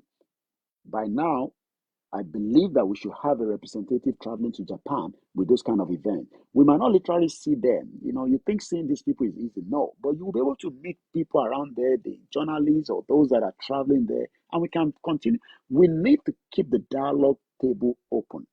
Whether Tinubu is there or not, we must open the channel of dialogue. Dialogue is the best solution to solve every problem. Violence only kicks in when the dialogue doesn't work. And that's why Syria went to a civil war with America. America and Gongolobaja, and they were also fighting their Arab brothers. So if you are saying that we are not going to fight and you want to have freedom, you will live forever in Nigeria and you would have to accept whatever goes on in Nigeria. It's as simple as that. But yeah, then we must accept. But if the other people are saying that they want to go, We cannot hold them to bondage. I'm talking about the Biafra. We must allow the Biafra to decide their own future without us stopping them. Let's read a little bit. 12 years after his country, these are the two major things happening simultaneously. While the G7 is happening, and you can see even Ukraine Prime Minister Zelensky is running in between. He was in Arab League, we invited her, and he's also traveling quickly to meet the G7. But the G7 has approved that they will allow America to train their fighter jet. That means we should all be preparing for the World War III. It might not sound good to you, but it might happen because that means Zelensky is asking for more power to push into Russia. And that means Russia will unleash more havoc. They've been doing that already, but Russia is going to do more. So we should just put our mind that the war is not that Nigeria is too big for some of us to bring it down. But we don't want to go through that route where we can be fighting for the next 10 years. But that will not make Nigeria to exist anymore. The only thing is some part will be existing called Nigeria, while some part is not going to be Nigeria. But the world is a bit scary, just like Truth says as well. Keep the comment coming. I'll be reading them along the line as well. Mukibubu Alen Konsi. Let me read what Jim Morazat. The problem with most rich people, they don't see the world is burning down as weather look good to them. That is the issue with the Yoruba politician and elders. The corrupt citizen that will benefit from the corrupt system, I pity them. I hope it will not consume them before they realize. I started with Yoruba people that are rich, extremely rich. They don't even die anymore in Yoruba land, but they go back and bury them in Yoruba land. And I'm sure you know that one died yesterday. I don't have to mention the name on the social media, but hospital local, Sile Yoruba, nothing. But they die outside the country, they take their body back, and everybody say, Ilelu Lotarara. 12 years after his country, hear this very well, and all this war that was happening in Syria, Syria has a long history. I don't want to go into that tonight. Hello, is Syria, they have a long history. But as we know always, there's one country that doesn't like your history. So they destroy that history, destroy the people, bring in a puppet government that wants to overthrow the government that the people like. And, not that, Abacha was a good guy as well. I mean, I don't say he's a good guy, but I'm just saying, Yala Jemukinye Kabo Momiwa, Yala Jebubu America. Tibawa America, Mawa, you're using, am I worried? We're promising. Michael. So, we must continue to open the dialogue table. That's what Babakito is doing. But does that mean that I will be here and be telling you about dialogue alone? No, we have all options on the table. And when we say people, hey, what protest? We are not coming out now. So nobody should think that the unit dot bomb bastard woman will come and be using us, to destroy, the inauguration. No, we have nothing to do with inauguration. That's why we have not come out and say, I'm a jade fun rally. Hey, Koiki, I don't come Holy Bongokon. You think we can come and be fooling you? I work in Shay, I want to fool you, be Ijilati, Koribe àti Wale Ale. We can watch every one of them. Like I said, ẹ̀gbọ́n kan tó pè sórí ìjìnlẹ̀ ní àná àbí yọ program kan tó ṣe lánàá. Ẹ̀gbọ́n ẹ̀ máa bá mi sọ̀rọ̀ báyìí o. Mo dá voice gbogbo wọn mọ̀. Alábòsí. Ẹ̀yin tẹ́lẹ̀ kúrò l'Amẹ́ríkà. Mo fún gbogbo yín ní option pé kí gbogbo wa ká pàdé. Kò ń ṣe pé o máa ní a máa pàdé ní airport. Ká board the flight, ká máa lọ lé kí DSS arrest gbogbo wa. Bó ṣe arrest Lady K. Bomb bastard. Lady K lọ fara gbọ́ta fún wa. Ẹ wá ń sọ pé àwa ọmọ tá à ń ṣe. Gbogbo wọn jókòó báyìí, wọ́n wò mí báyìí nísìnyí. Wọ́n wò mí báyìí o. Bomb bastard ní gbogbo yín. Ẹ̀gbọ́n yẹn pè sọ́dọ̀ ìjìnlẹ̀. Mo mọ voice dáadáa. Mo ti block ìwé dídánù. Bọ́ mo nǹkan morúkọ. Tó bá bí ẹ̀dá wọ́n mention pé wọ́n ni mo bá sọ̀rọ̀ lórí comment. Bá block ẹ̀. Wàá lọ sí YouTube mi, wàá máa fi wò mí ni. Ẹ̀yin ìkà. Ìgbòho wà níbẹ̀, ó sacrifice gbogbo tó ní, ó fi sílẹ̀. Àwítán ìjìnlẹ̀ ń sọ kábàkàbà lẹ́nu. Èmi ní láti fẹ́ sọ̀rọ̀ lọ sọ́dọ̀ ẹ̀. Wọ́n sọ kábàkàbà. Kígbò wá dáwó kúrò dàpọ̀ lẹ́nu tiẹ̀. Bomb bastard. Mélòó lẹ dá fún Gbòho? bí àṣàyàn kan tó pè sórí Yorùbá wò owó tẹ bá dá ó ti lọ nìyẹn ó ti lọ owó tó tọ́jú ní kúrò ní Nàìjíríà onílé ọlọ́nà lòsì burúkú. ó máa kú nísìn ìbẹ̀mọ́ bíi tí airpod yẹn wà ṣáṣá sì ń gbọ́ mi ṣáyìn tẹ́wà lórí KOIKIMEDIA ni o kò ń ṣáyìn tẹ́wà lórí KOIKIMEDIA Facebook tẹ́bá ọpẹ́ ṣẹ̀ṣẹ̀ ń gbọ́ mi ẹ jẹ́ kí n mọ̀ torí airpod yẹn ó ti weak. Africa Confidential ti gbórí wọlé èèyàn dáadáa tipẹ́tipẹ́ láwọn yẹn ti sọ fún mi pé lórí burúkú nìyẹn ní tìrì yẹn Koiki gbà sí fún ìyá ìjàre ìyá ìkàn dé mama òun pọ̀nrẹ́ àyè léjù I waited for too long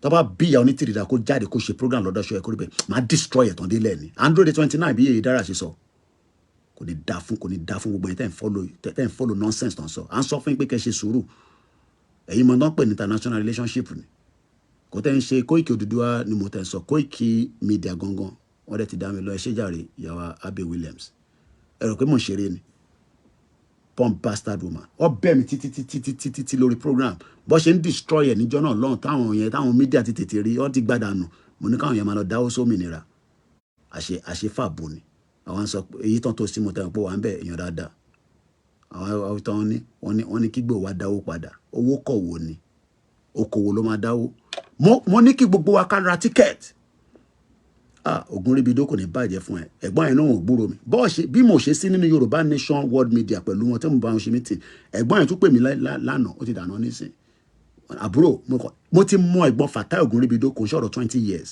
ní dá fún gbogbo yín ìyá yẹn fẹ́ destroy Fatai Ògúnríbidó bàbá Òsénì mo ti mọ gbogbo wọn gbogbo àwa yìí ti mọra ti pẹ́ kò ń ṣọ̀rọ̀ Yorùbá Nation 20 years Fatai Ògúnríbidó yẹn rí ẹ̀gbọ́n yẹn orí ẹ̀ gbóná yọrùkú ni kò ń ṣe pé torí pé mo rí wọn lórí comment section orí ẹ̀ ń gbóná yẹrùkú ni àwọn yẹn ti destroy Nàìjíríà ti pẹ́ pẹ̀lú pen àti paper pé Nàìjíríà kì í ṣèlú pé mo ti mọ kò ní bàjẹ́ fún yín mọ́mí wa Tóyìn dáadáa a ní kẹ́ ṣe sùúrù gbogbo ẹ̀yin tẹ́ ń follow ìyá yẹn kẹ́ padà wá lé kájọ tọ̀ sójú kan ìyá tó fi jẹ́ ká question òun èmi lèmi bí tí ṣe ń ṣe program báyìí nísìn ẹ̀sìn rí ẹyin ojú mi èmi mo kàn díìmù gbogbo light inú ilé mi ti bá tàn kò mí pé inú yàrá mo wà yes kò mátà mo ti bèrè ìyàwó mi pé ṣé o ti fi wá sùn ó ní òun sùn máa lọ ṣe tó fẹ́ ṣe lọ disturb mi ti bá tán náà ẹ rí mi fólè èmi mo kàn disguise mo kàn ó yẹ kí n kàn fi technology kì í fi ṣe ni ìyá máa sọ̀rọ̀ á wà ní òkùnkùn ṣé ní òkùnkùn lẹ́ni tó fẹ́ gbà ló fún yín máa wà ní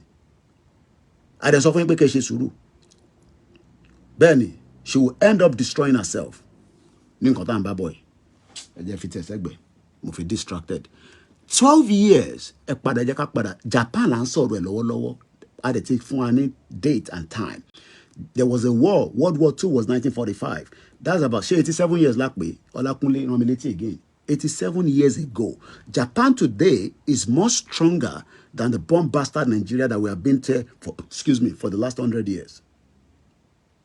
Oníbàjẹ́ fún yín Yami Williams mo sọ fún yín pé ìyá yẹn ti bá rí gbogbo gbà máa ń dúpẹ́ fún ni ìyá kan náà ṣe bẹ́ẹ̀ o but nígbà tí ìyá yẹn dẹ̀ ti bú wa tó ti sọ pé àwa tẹ́bá ó bú mi lédíkè dá lóhùn èmi ò dá lóhùn ẹ ti ṣe dáadáa ṣé gbogbo tẹ́ra fún wa mo fi ń ṣeré ni mo fi ń jó gẹ́lẹ̀ dàbí mo fi lọ ń jó bàbá mo fi ń ṣe bàbá Ìjẹ̀bú laptop tẹ́ gbé fún wa òun náà la fi ń ṣiṣẹ́ yìí kò ṣiṣẹ́ mi kankan tó ń ṣe ju pé ẹ fi ń ṣe Yorùbá Nation lọ.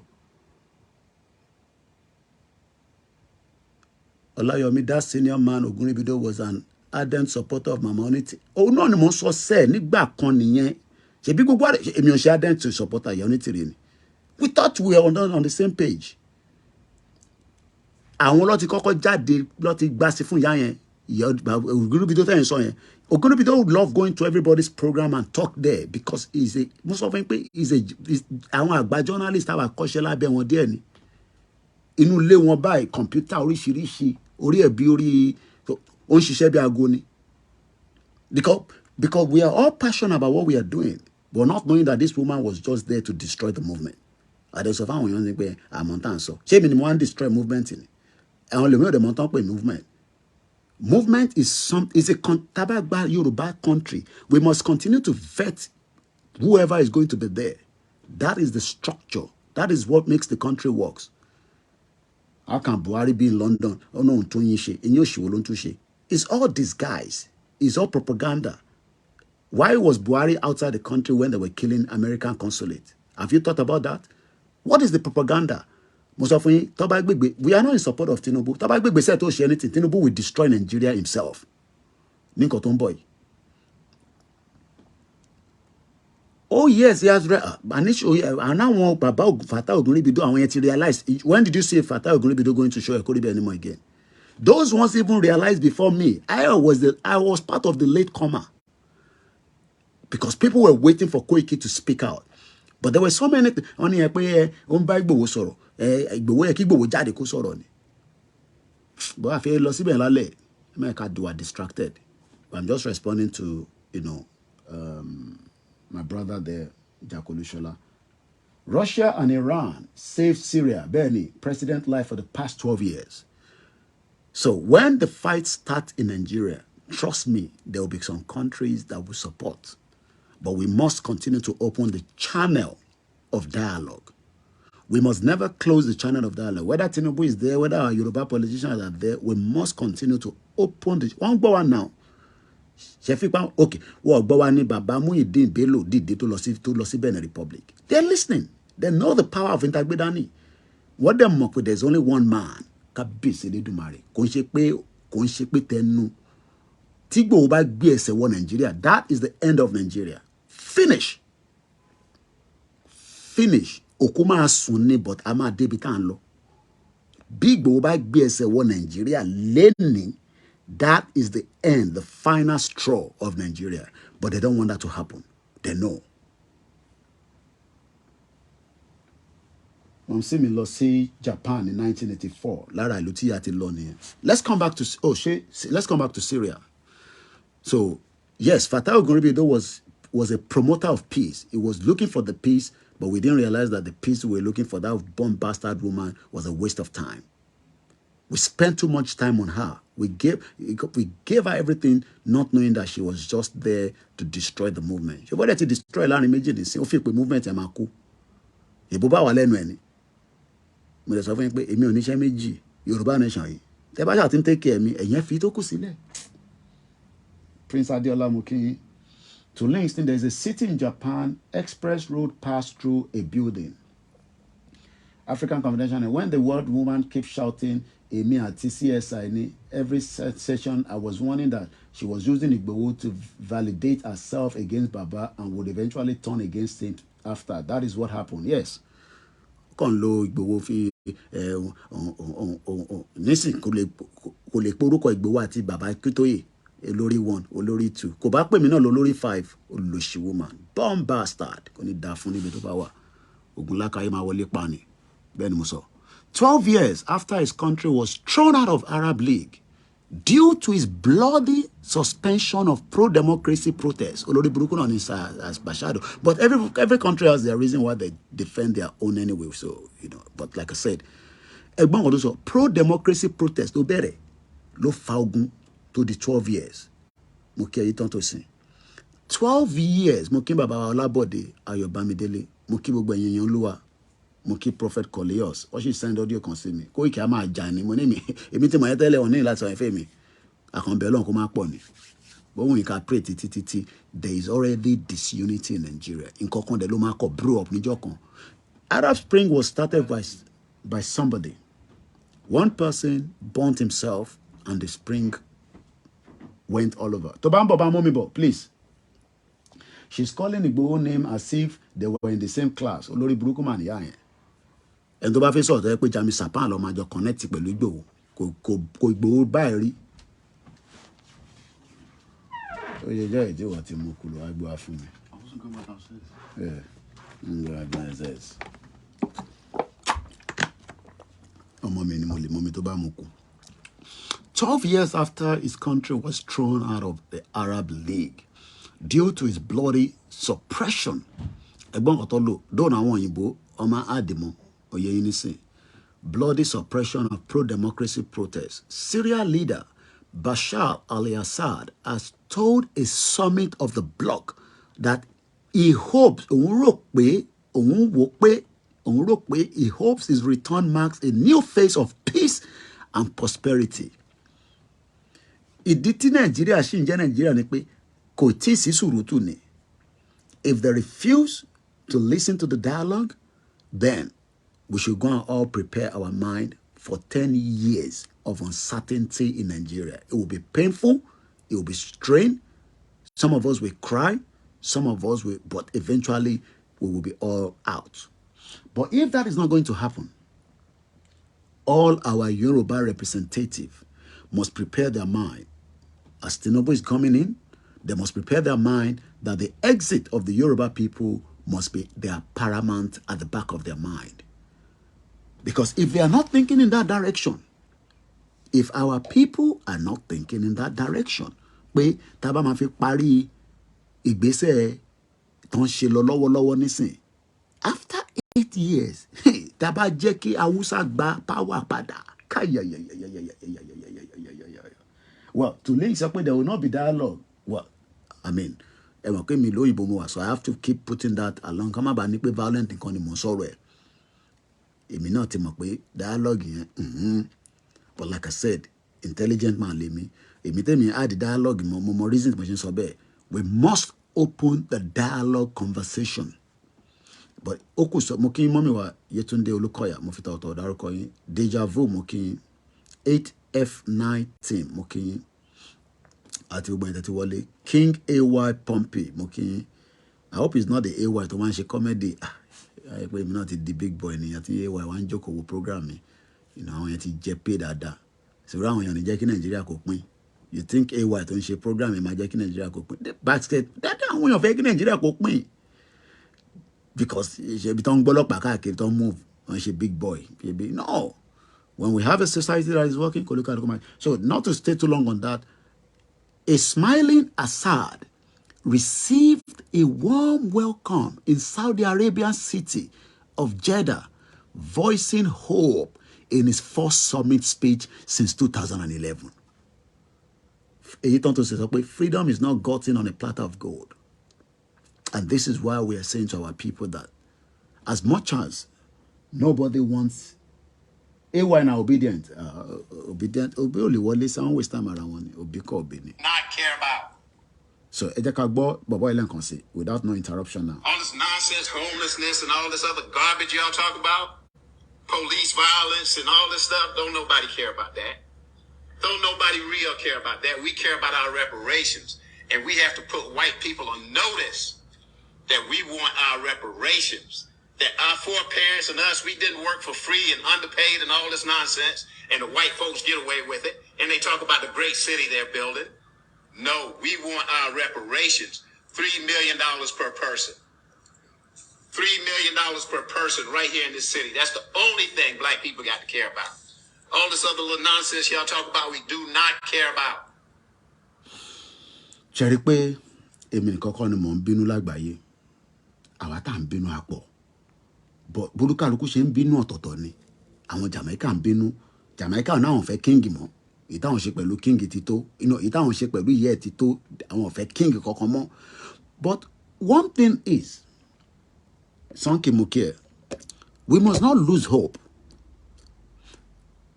Lóòótọ́, bẹ́ẹ̀ bá dé Turkey, èmi ti dé bẹ̀rẹ̀ few times. Kọ́lọ́n jẹ́ kí n tún lè ráyè lọ. Ìgbà tí mo lọ Turkey, èmi mi rí jìlẹ̀. Ìgbà tí mi lọ Turkey, ìbí àjọ ríra. Kóhun náà kó send èèyàn kan lọ, kóhun akíyà onítìrì kọjọ ríra, kọjọ jókòó. Why are we telling lies? Afẹ́ máa fi yẹn fẹ́ gain the viewers ní àbí báwo. Ìtàn sọ yìí ọ̀rọ̀ tó important ni.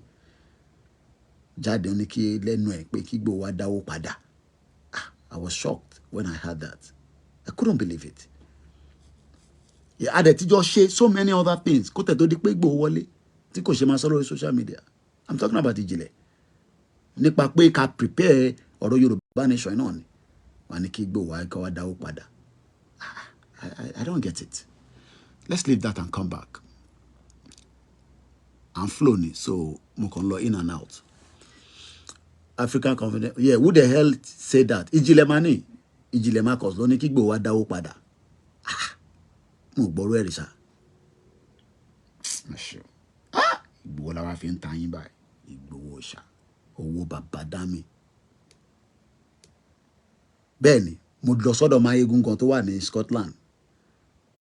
tó bá yẹ pé ìyá yẹn gan fún wa ní pé tẹ́wọ́ ìpàṣẹ wà ní together ni tó bá sọ pé òun wà Nàìjíríà àwọn ọmọ bá ṣe máa rápálá wọlé àdéjáde padà. ẹwà lájà Queen Naira náà ó lọ South Africa at least gbogbo àwa tájọ ń ṣe movement àjọ jẹ́ media yìí báwa kan ti dé Amẹ́ríkà àwọn kan ti débẹ̀ tó ti ríra wọn àwọn bá ìyá kan ṣe tá àmọ́bi tó wà tó kọ̀ jáde tó di ghost mọ́ wa lọ́wọ́. èmi lọ sí Turkey I met Jìnlẹ̀ sọ pé kí Ìgbòho wa dáwó padà lẹ́nu ẹ̀ ẹ̀yin ò dẹ̀ kúrò níbi tẹ́ wà.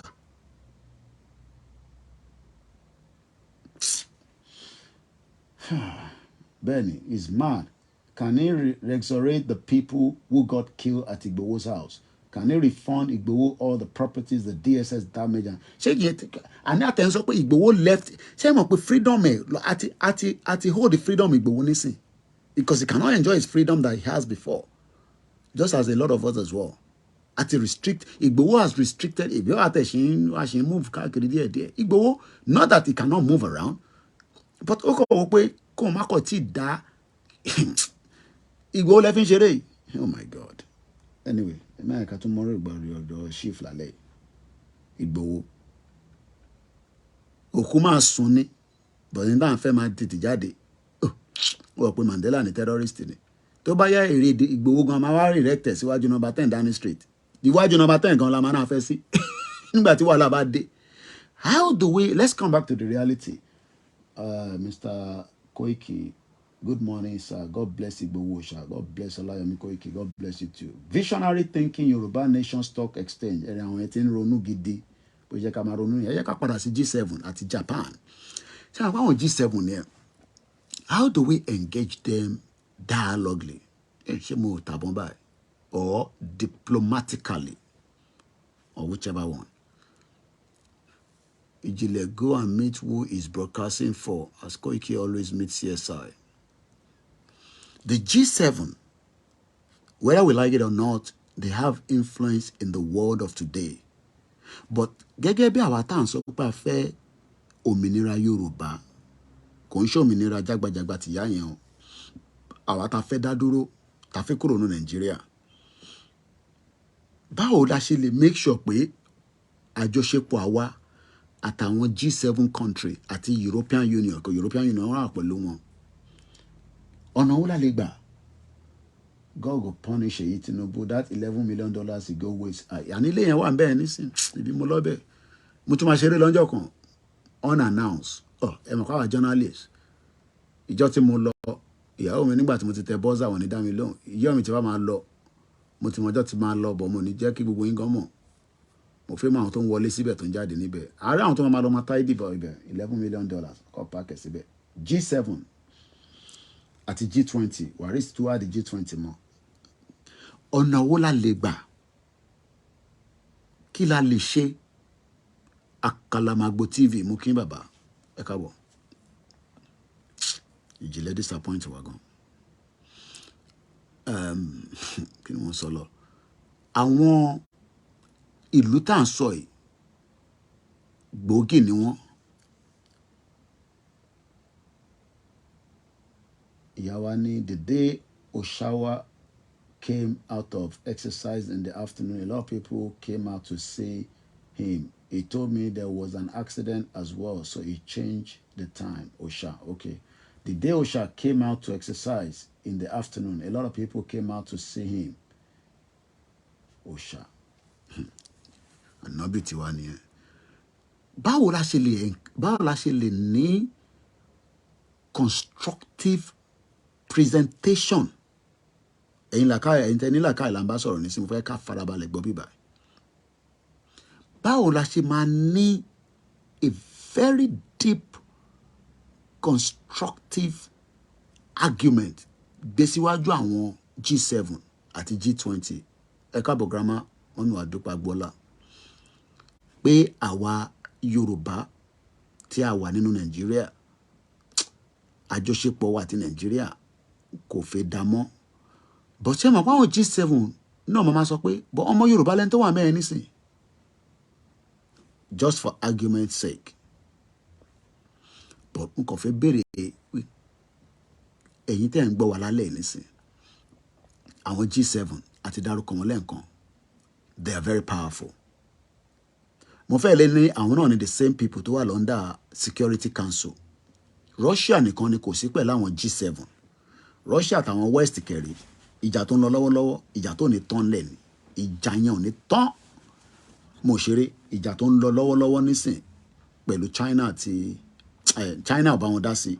China play neutrality ni China ń play. China ń dọ́gbọ́n torí pé China òun náà ó ń gbà sí fún Taiwan.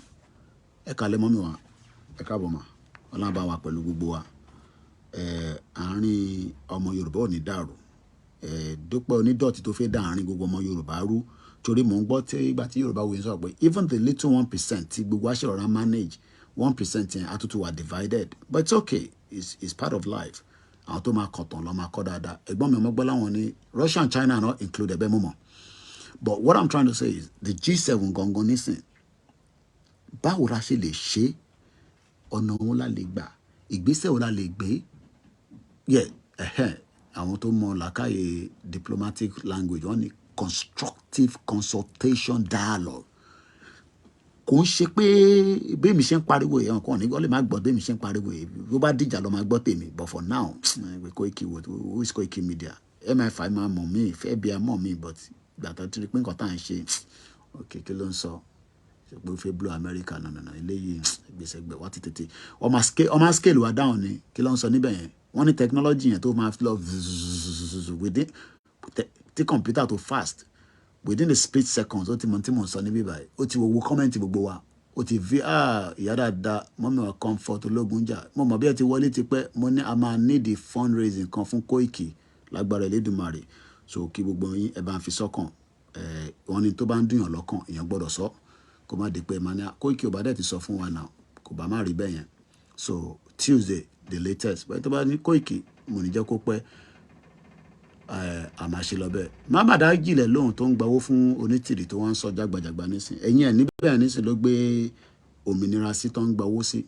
I don't want to be ẹmọ̀ kọkùnrin lèmi ẹ̀mọ̀ fi máa lọ ní rárá ọ̀tá àwọn obìnrin wa ló lè máa sọ kíni ọkùnrin nìjìnlẹ̀. So èmi fi pé àṣà ọkùnrin sọkùnrin àgbọ̀dọ̀ máa táwọn síra wa, but in tó sọ yẹn no pé kí gbówó wá dáwó Yorùbá nation tó dá sọ wẹ̀ àbọ̀rọ̀ jágbàjàgbà ọ̀rọ̀ ṣíwó ni ẹ̀ ká ló ń sọ̀rọ̀ rẹ̀. Mr. Funshani, I don't tell you we go fight. Ẹ̀yin ò ní láti èmi gan ti mọ̀ yẹn tẹ́lẹ̀. Ẹ ṣe gan ni mọ́mí mi comfort. So, ntí mo need ẹ̀ fún ó wà very very urgent. Week tàdé fi mú iná ní gbogbo ẹ̀ láti oyè yín. But kò ń ṣe tí mo máa sọ délẹ̀ lórí social media. Torí ẹ mọ̀ pé tí bá ti sọ délẹ̀ báyìí, èmi ló máa fi blog. But for now, I ṣì fi sílẹ̀ bẹ́ẹ̀ yẹn. So, but definitely, G7 is a cabal.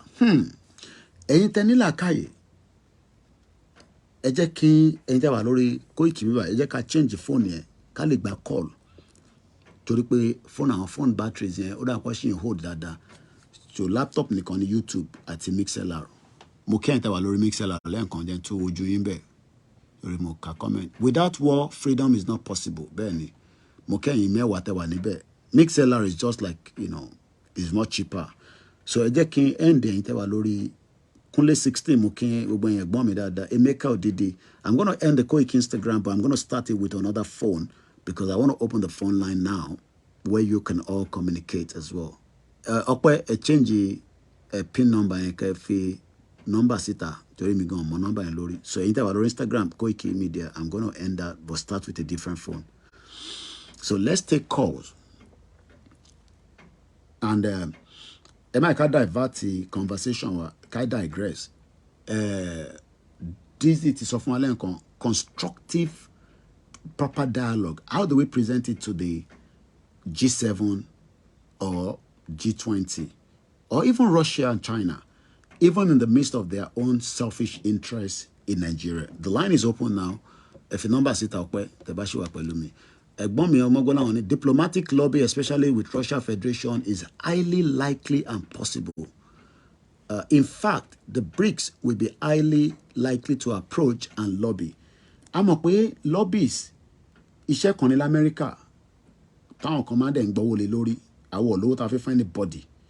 But how do we have dialogue tó máa wà constructive triple ADRS mo kí mo máa kí gbogbo apẹ́ káàárọ̀ sí èní ní Saturday ọlọ́run bá ò ní jẹ́ ká bàjẹ́ lọ́wọ́ yín kàkà kí ẹ̀rí pé mò ń sọ pé mo fẹ́ pé kẹ́ bá wa ṣe nǹkan kan torí pé ó bẹ́tà ká ṣe bẹ́ẹ̀ nà kékeré gbọ́ lọ́la pé Koiki ò bá dẹ̀ máa lọ sọ́dọ̀ Tinubu àbí àwọn politician lọ gbowó ò bá sọ fún wa bí èlò ló fẹ́ gbogbo tó nídìí owó tó tó £3,000 tó tó £2,000 ò bá má ṣe yẹn so a ti ṣojú òpó afẹ́kẹ́ pè wọlé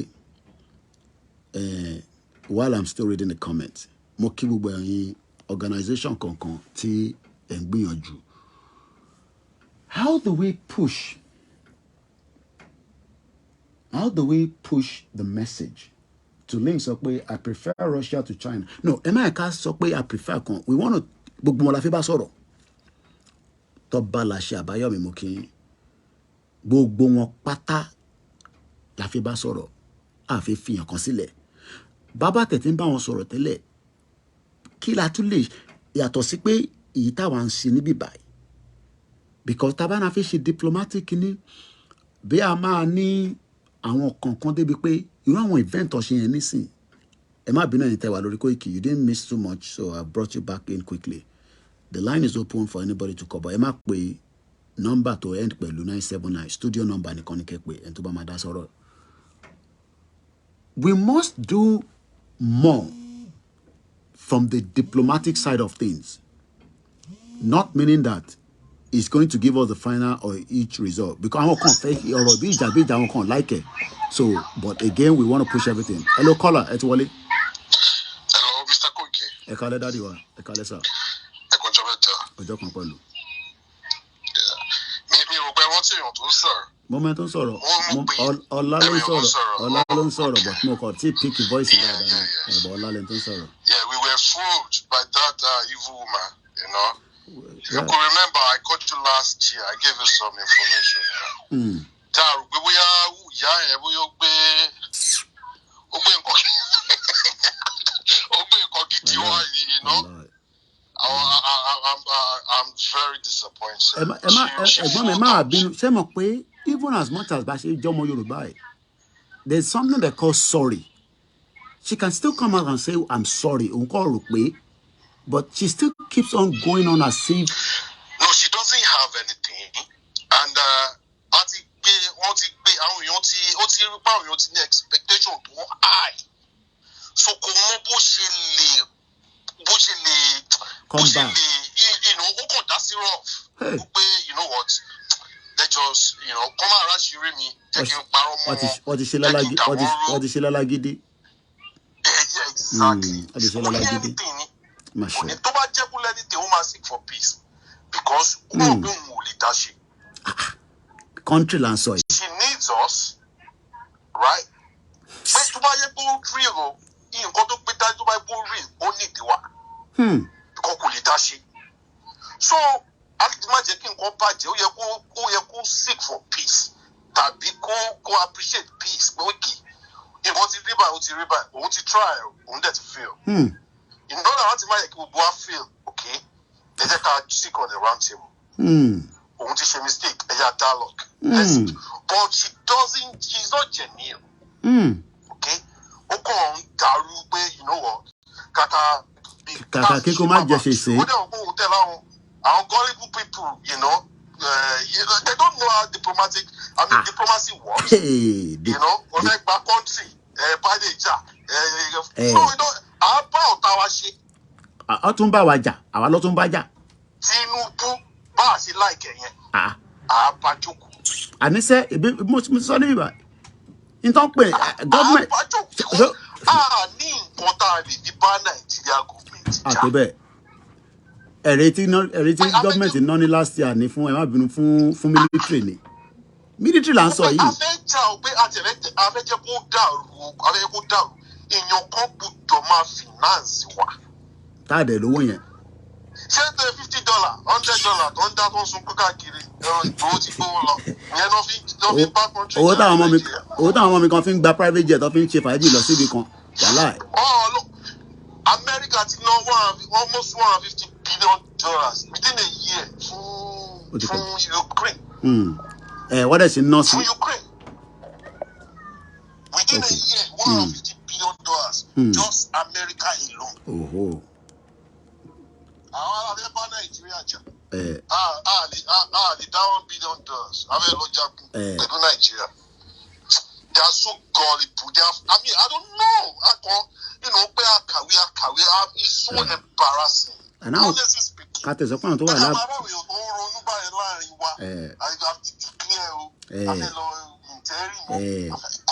man. The 21st century. That's the new NTA news. Yeah. I need that to fresh. I need. Please, radio ni ka ṣiṣẹ́ fún, you know. Káwọn èèyàn tó wà lẹ́kọ̀ọ́ fi lè máa. Ẹ jẹ́ ká gba gbogbo àti dáwọ́ kan. Èèyàn tó bá máa ṣe àṣe, èèyàn tó bá ní ṣe kò ní ṣe. Okay? Ẹ jẹ́ àbẹ̀ káàtì ọkọ̀ gbé rédíò dúró náà. Okay. Kí yẹn máa pariwo sáwọn èèyàn wa létí. Okay. You know? Ẹ jẹ́ kí nǹkan yìí slow for now. Okay. No. Ẹ jẹ́ ká máa educate àwọn èèyàn. Okay. Tó bá jẹ́ rédíò yẹn la lè achieve for now. At least àwọn èèyàn máa mọ̀ pé kò ń ṣe pé Yorùbá nation ó ti kú o, wọn sọ̀rọ̀ ń pa ìmọ̀ ìgbà tí Tinubu ti wọlé o, because wọ́n máa lo against wa tá a bá ṣe anything for now. Okay. Wọ́n á ní gbà títí bóyá ní Tinubu wọn wá gbé fún wọn tàbí wọ́n gbé fún tó padà yọ kúrò o, wọ́n á jẹ́ pé àyìn là ń sọ̀rọ̀ níwà relevant ní international community o. Wọ́n á ní torí wọ́n gba agbára lọ́wọ́ wa la ṣe ń jà. Kàmádé wá fún wọn ní that opportunity. Bàbá ọba rí pé about èèyàn tó wà ń bẹ̀. Okay. But tá a bá quiet ń sìn tó bá dìgbà tó ń gbàgbára kó lọ́wọ́ Tinubu ìgbà yẹn làwọn á nínú ìjà ìpìlẹ̀ ń jà torí pé wọ́n ṣe torí pé wọ́n gbàgbára kó lọ́wọ́ èèyàn tó jẹ́ títí ní. Òun lè ṣe ń jà because they quiet nígbà tẹ̀ ń fi òpè tí wọ́n. So we need to ó lè má jẹ́ rally ó lè but at least ó máa rí pé activities ń lọ we are not quiet. That is what we need. Okay.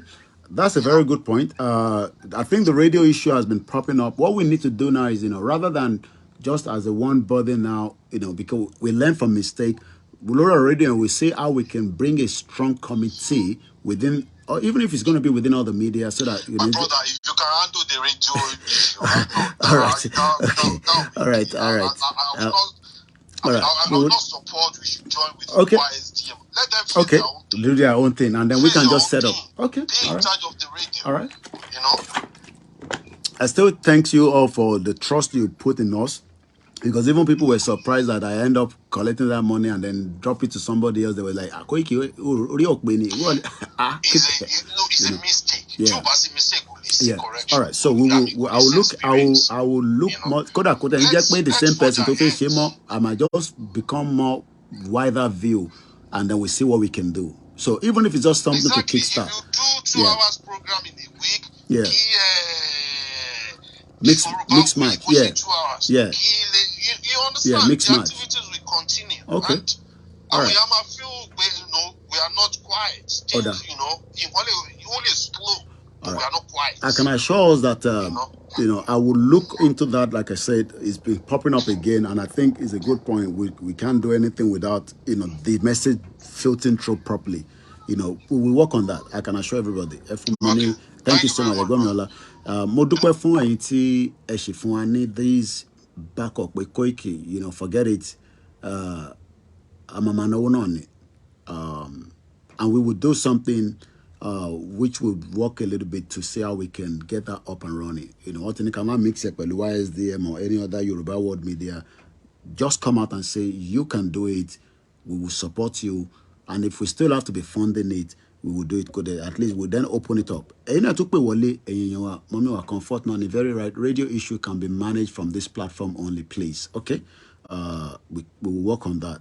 I can assure us. Definitely. But Yoruba country, people ask Koiki, Ekonsopuma bossy, Igbaofe bossy gongon. Igbaofe bossy kolomata monisi. It's all about getting the message, as we have all started. Because we went very high quickly. Then within the space of last year, in the middle of last year, the signal start thinking, won't drop. And the whole reason was that, not because of Onitiri alone, but because there were other factors. The major factor was Tinubu wanted to be a president. And that was having a big backlash. Tinubu ti débẹ̀ tán nísìn. Then, like my helicopter kan ló wà lókè ẹ̀ nísìn, bí i agency kan ni, bí àwọn ọmọ ńláńlá ń ṣe fraud ní àbọ̀ ń ṣe kinní kan. Ẹ ṣé gan ni Alhaji Alabi Baba Dada Ọlábàndúrótì. Èmi ò ní jẹ́ kó sú èmi. But like I said, at the end of the radio, like I said, I was so pained myself that I was not even put in the committee of the radio. So I didn't even know what was going on anymore. The mistake is not, I would rather even prepare myself now and say, yes, because in between that, Mama, yes, we achieved something. Not that we didn't get, the brains. Brains are all over the world. Technology is better now. It can still be done. I think we can still do the FM, even if you don't want to do the worst case scenario is, I'm a hide and seek in it. Wallahi. Or no, but I don't want to go into too much details. Choice FM here in UK, we did ban one in 1998. It was a pirate radio station. What is the big radio station gonna say? What is the license, what is the advert or but I think we did in 1998. Choice FM was, I mean, to buy on the point that in the UK, Jackie Odaro, Mr. Fab, Orion Lamason. So and the panel of the program, I think almost 2 hours, Mokolati Jadi Lale. Because throughout the whole day, like I always say, if it did the Fiesta radio, the body was not there. Not that I'm down with the internship, but like I said, I have my own thing I'm dealing with as well. But I do follow we have people like you there. So what we would do is, Odaro to links don't feel us soon. Mr. Fab but what we would do is, I would I work with some, mommy me comfort me, yes, but I'll confirm a lot of Choice FM. It was never a, go to Tinubu no, I don't she Nadeko, I be killing with Kudirat radio. So that one no bank party was on letting in Nigeria. What we just have to do is now, this time around, I'll probably look into it much deeper than even the person that feel tele, so that it becomes a little bit much more. And about need a little bit of idea around it, send email to me in advance, Lority Radio, info@koikimedia.com. I vetted. We will be very careful because again, we cannot be compromised, which is the key. Compromise is important, but it can be done. If UN doesn't recognize Yoruba nation sovereignty, a member state in the name of BRICS, ASEAN, AU, African Union, NATO, can recognize the Yoruba nation, e.g. Cuba, Haiti, North Korea, North Korea, without the UN security members that are at war. This they wanted to say Yoruba global brains will deliver on prosperity. So we will work tighter for KOIKIMEDIA on this radio again. We will ignite it within the next couple of months. But like I said, then what we will then do is, we will see how we can manage, but source, if I have to go back to this other source or we try another source, because even after that, there was a lot of criticism on the source that feel and all that and all that. Sometimes I'm about to think about radio, and when you get in touch, I'm more no. We can do a proper, if I have to speak to those that are running it like the Biafra, I will speak to Simon Ekpa around it, how they are doing their own and all that, and I'm sure it will share things with me, moving forward, so that we can hit the ground going on that, and then it will be open for all the medias. So the medias will be there, so but if you pariwo àti gbowó náà ni ebi ya tó and Dublin àti gbowó àti scam àwọn ọmọ Yorùbá àti scam wọn ni taba mo bank account mi ni wọ́n ní ma sọ pé àti scam ọmọ Yorùbá. Anyway, I'm not interested in that.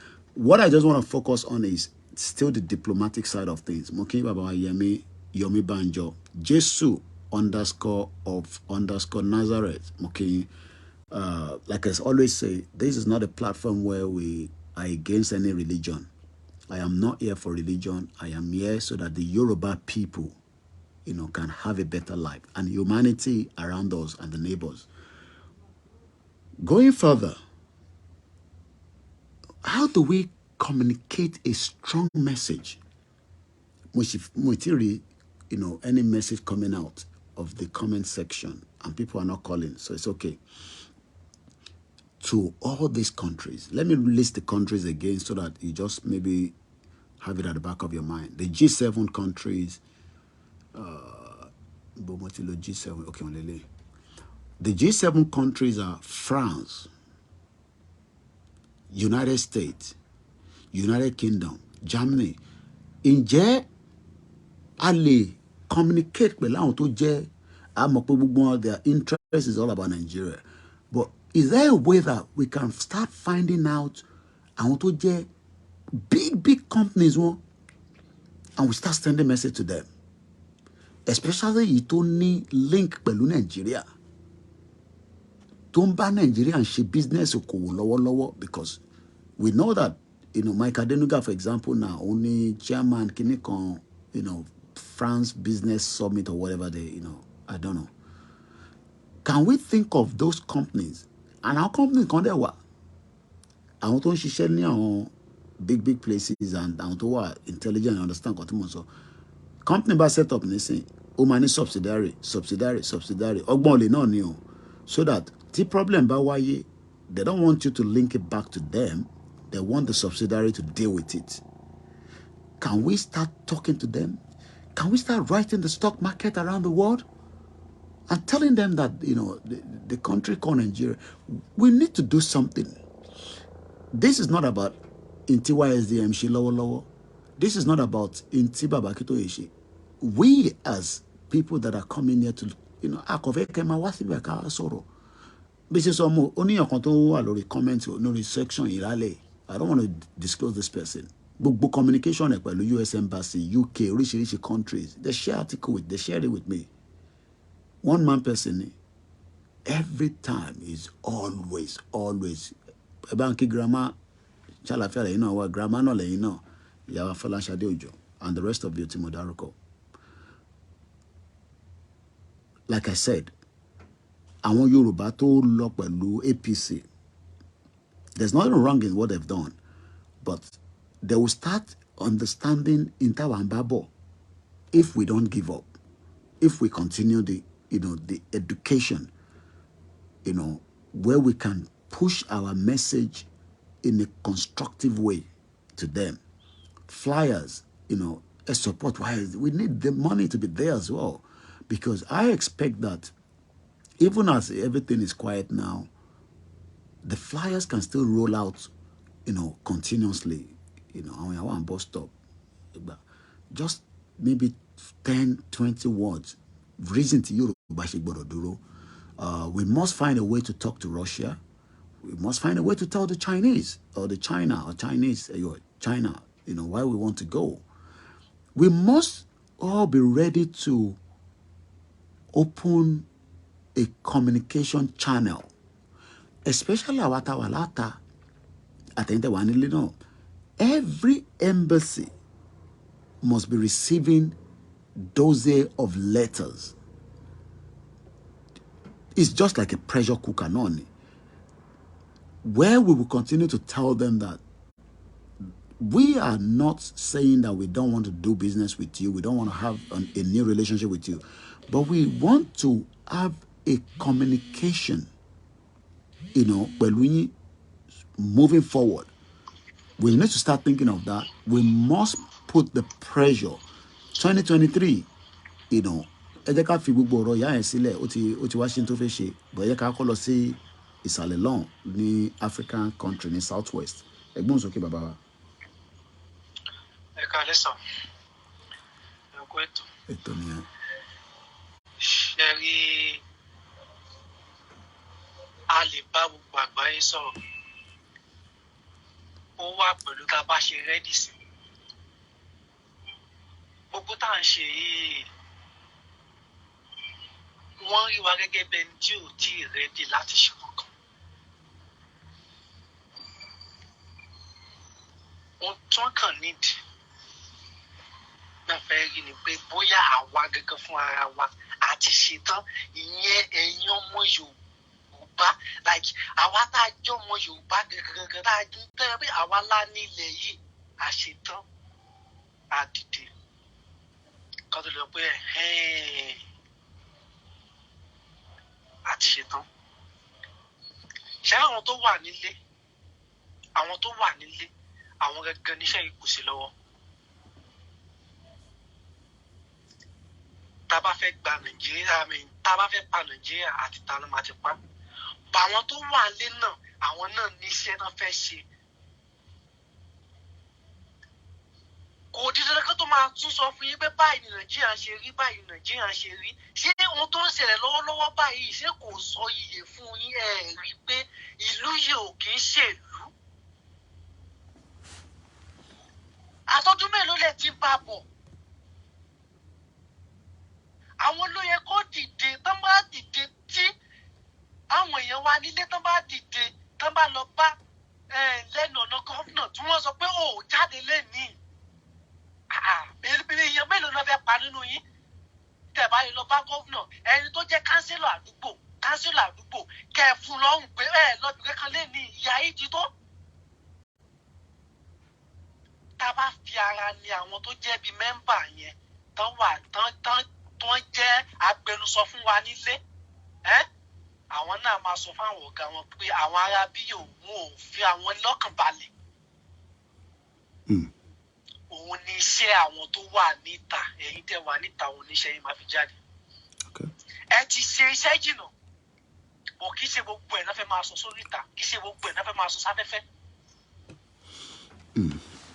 Ẹ̀yin tẹ́ wà ń lé tán fẹ́ gbà kan fún báwo ni seriousness yín. Àwọn tó wà ń ta ni wọ́n pariwo.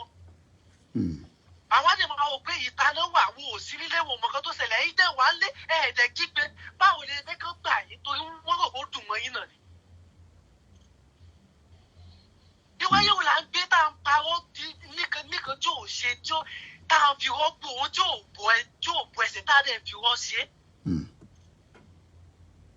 Èèyàn mélòó ló sá lọ tó kù ní Nàìjíríà tí ìrẹ́ sì like ò ní ẹnìkan nínú ẹbí tó gun ọ̀kadà àbí tí à ń jẹ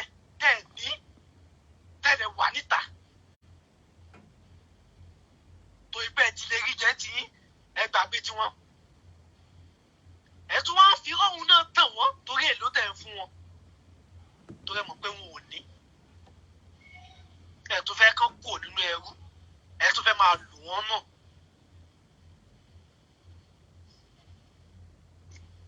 Àwọn tó wà nílé la ní láti sọ fún báyìí lọ́wọ́ tá a wà yìí. Àwọn pọlísíà tí wọ́n ń lọ tán bọ̀ yẹn. Wọ́n sì ń ṣe pàtí nílẹ̀ Yorùbá lè ní pẹ̀lú gbogbo kan tó ṣẹlẹ̀. Kò sí Sátọ̀dé tó kọjá tí wọn ò ṣe kankan nílẹ̀ Yorùbá lọ́wọ́ tá a wà yìí. Sáwọn yẹn náà ṣe tán. Kẹ́ ẹ lórí social media. Eléyìí ṣe pàtí, eléyìí ṣe àwọn oṣù òun kan ṣe nìyẹn báyìí. Bóyá tó ń jẹ yín gbé síta. Ìyà tó ń jẹ yín gbé síta. Àwọn olórin tẹ́ ń wò tẹ́ ń gbé kiri yìí ariwo mà ti dà. Àwọn ilẹ̀ ń pọ́nlé tẹ́ ń gbé lọ sórí social media kiri. Tí àtàwọn táwà lásán àtàwọn tó wà nínú tí gbogbo wa bá lọ pọ́jọ́ kan afẹ́fẹ́ mú tíútà ẹ̀wọ́n táwọn gíráfà ṣe wà lórí tíútà 24/7 ọmọ Yorùbá. A lè sọ pé ààrẹ tì. Ó yẹ kí orí social media máa mì títì táwọn gíráfà yẹn náà ṣe mì. Mo kí n Prophet Cornelius. Tóyìn bá ṣe sọ̀rọ̀ Bùhásà ó yẹ ká máa tẹ̀lé wọn lọ ni. Tó máa ṣe ń sọ̀rọ̀ wọn ó yẹ ká máa sọ̀rọ̀ tàwa náà ni. Flag wa kò yẹ ká tún máa gbé pamọ́ ó yẹ ká máa gbé kíkó ó ké mo rẹ́dì. Àti Ghana gbogbo àwa tá a wà ní ìlú kọ̀ọ̀kan ní gbogbo kọ́ńtì tá a wà ẹ ṣe káwa náà ṣe nǹkan tá a bá lè ṣe ká fi máa jẹ́ ká máa mọ̀ pé sẹ́ẹ̀. Thank you Kingsley. Ọ̀túnba Adékúnlé Kalẹ́. Yorùbá fẹ́ lọ. Káwọn tó wà lé náà ká máa fógun máa wọn politician yìí. Ká máa fógun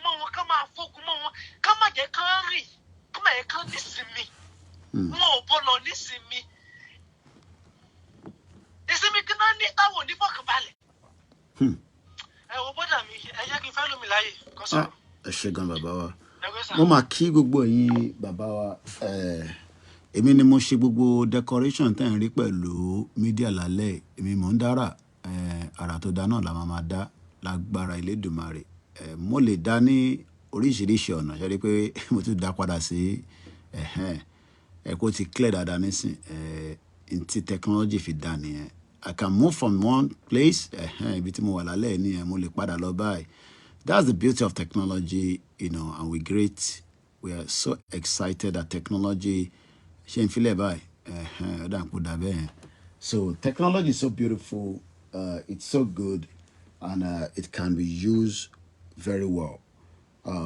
Communication line must never be closed, even with the federal government, with all the agency. But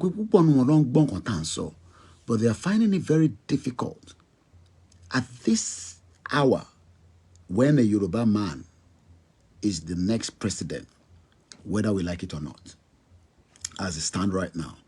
But let me take us back to an article that like I always say, my job is to go through what is happening around the world and link it with what we are doing and see why we are where we are. This article is on The Guardian. I posted it on our timeline on Facebook, YouTube, Instagram. I'm on the link there. You can always find me there. Mumbawa Janibe, no, back to back. All the platforms that we are, we're trying our best. Thank you so much, Kingsley. And, as we remember our brother all the time, Nnamdi Kanu, we pray for his good health. Ogbara Olaku, I think there's another caller that is coming through.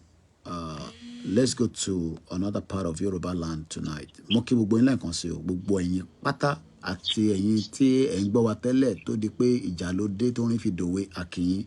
But one thing is, we have not yet declared a country. Gbogbo ntí Dúpẹ́ Onítìrí ń sọ yẹn, she's just playing around. She's messing the brains of people around, and we shouldn't listen to that nonsense. Ẹ̀gbọ́n sókè láti òkè lọ́hùn. Ẹ máa káàárọ̀ Mr. Ọláyẹmí Kóìkì. Okay. Ẹkúṣẹ́ takuntakun.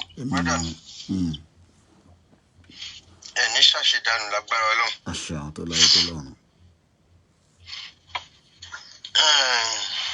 Ohun tí mo fẹ́ sọ ni pé nítorí mò ń pè láti kò tiẹ̀ nídìí kí n sọ fún yín mọ̀ pé tí mo gbọ́dọ̀ sọ nítorí àwọn tí wọ́n mọ̀. Ẹ má sọ bí tẹ́tí ń pè.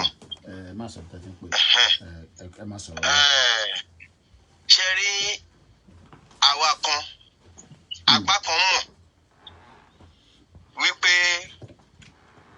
ẹrú là ń ṣe ṣùgbọ́n àwọn kan wọ́n rò wípé bó ṣe yẹ kí gbèsè ayé àwọn rí náà lórí. Lálẹ́ yìí tẹ́ bá dé Lekki phase 1 tẹ́ bá ń wo àwọn boys tó máa ń páàkì mọ́tò fún àwọn pípù yìí. Èèyàn ẹ̀ẹ́dánú lẹ́yìn ò ní lè pàdé.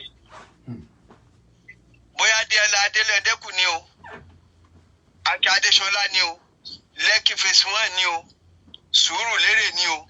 Ẹ̀sà téèyàn bá lọ síbẹ̀ lè mọ̀ pé ojú ń pọ́n àwọn èèyàn pé ìyà ń jẹ àwọn èèyàn.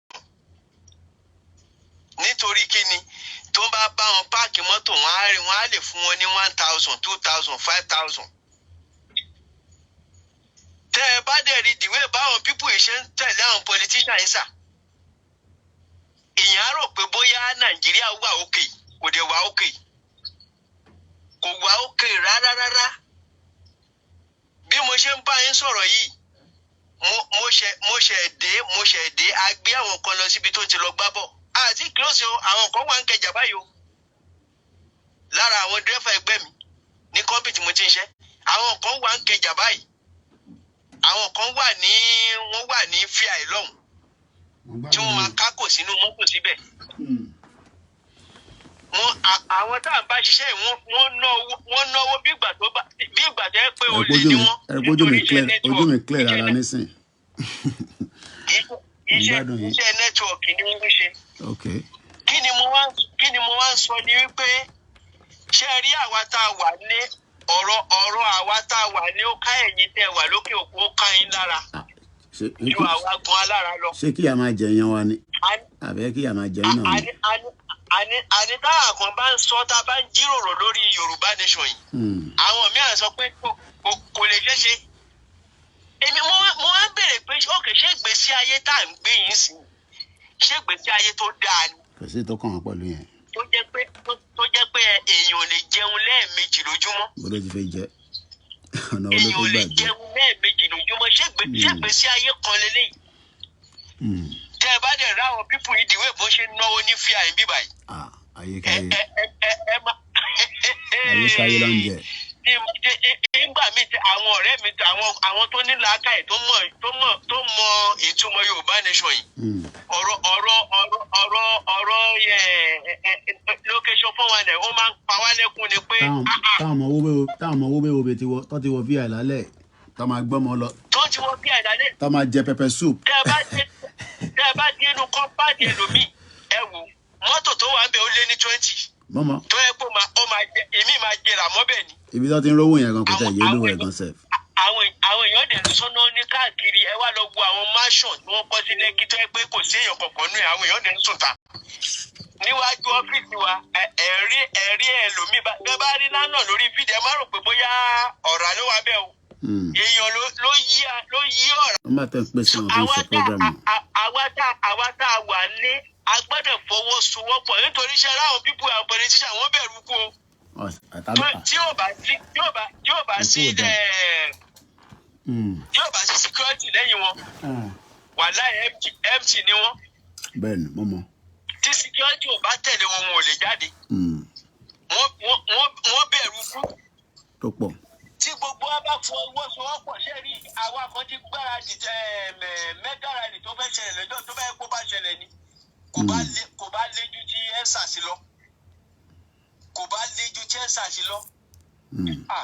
I miss bàbá olóyè Sunday Igboho. Ó kù díẹ̀ ni.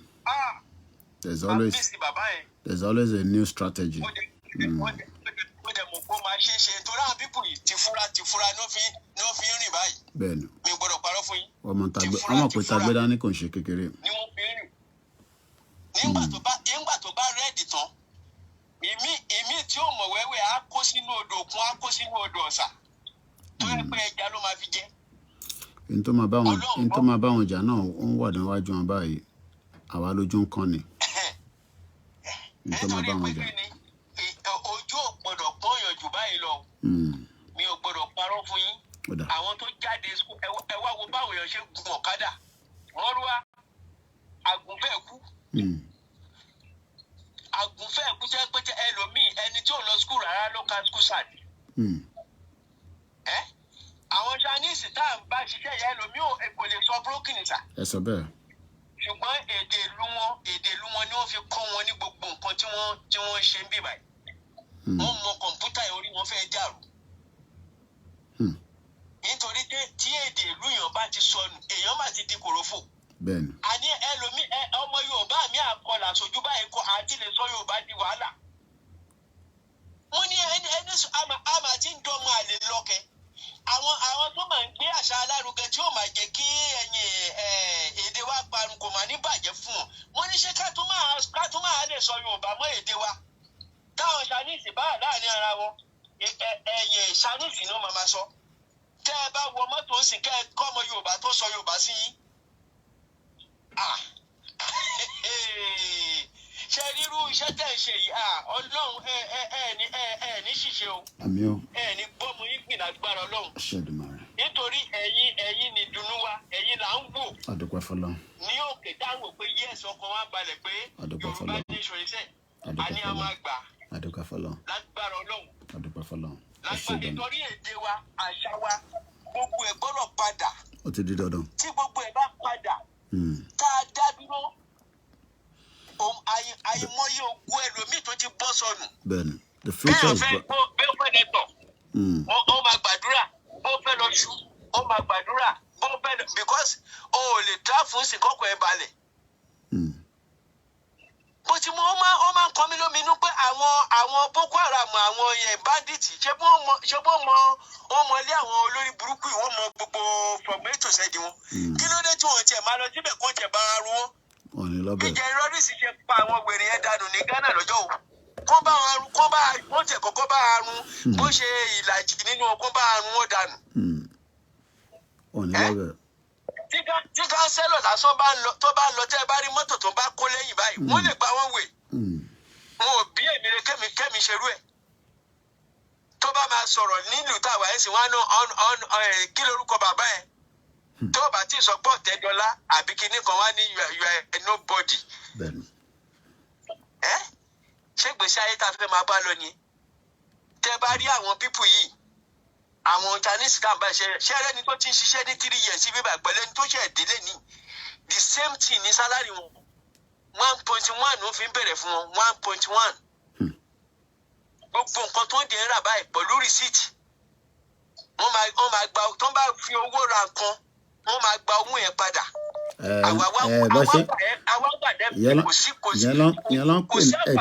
Expenses tí wọ́n ná company ló ń take care ní tó ṣẹlẹ̀ nìyẹn. Exactly. Because what they calculate one as a foreign kí ló máa ń pè wọ́n expatriate ni wọ́n. So an expatriate tó bá expatriate bá ná £1 ó máa gba receipt yẹn tó fẹ́ claim owó yẹn padà lọ́wọ́ company. Ó sad gan. Mo bèrè lọ́wọ́ kan mo ní tó bá fẹ́ kọ́lé ní China gbọ́dọ̀ ó ní no. Only is my government property. Government ni kí ló fẹ́ kọ́lé fún? Àwa là ń kọ́lé náà stress ara wa. Ilé tẹ̀ nǹkan tó kò sí toilet ń bẹ̀.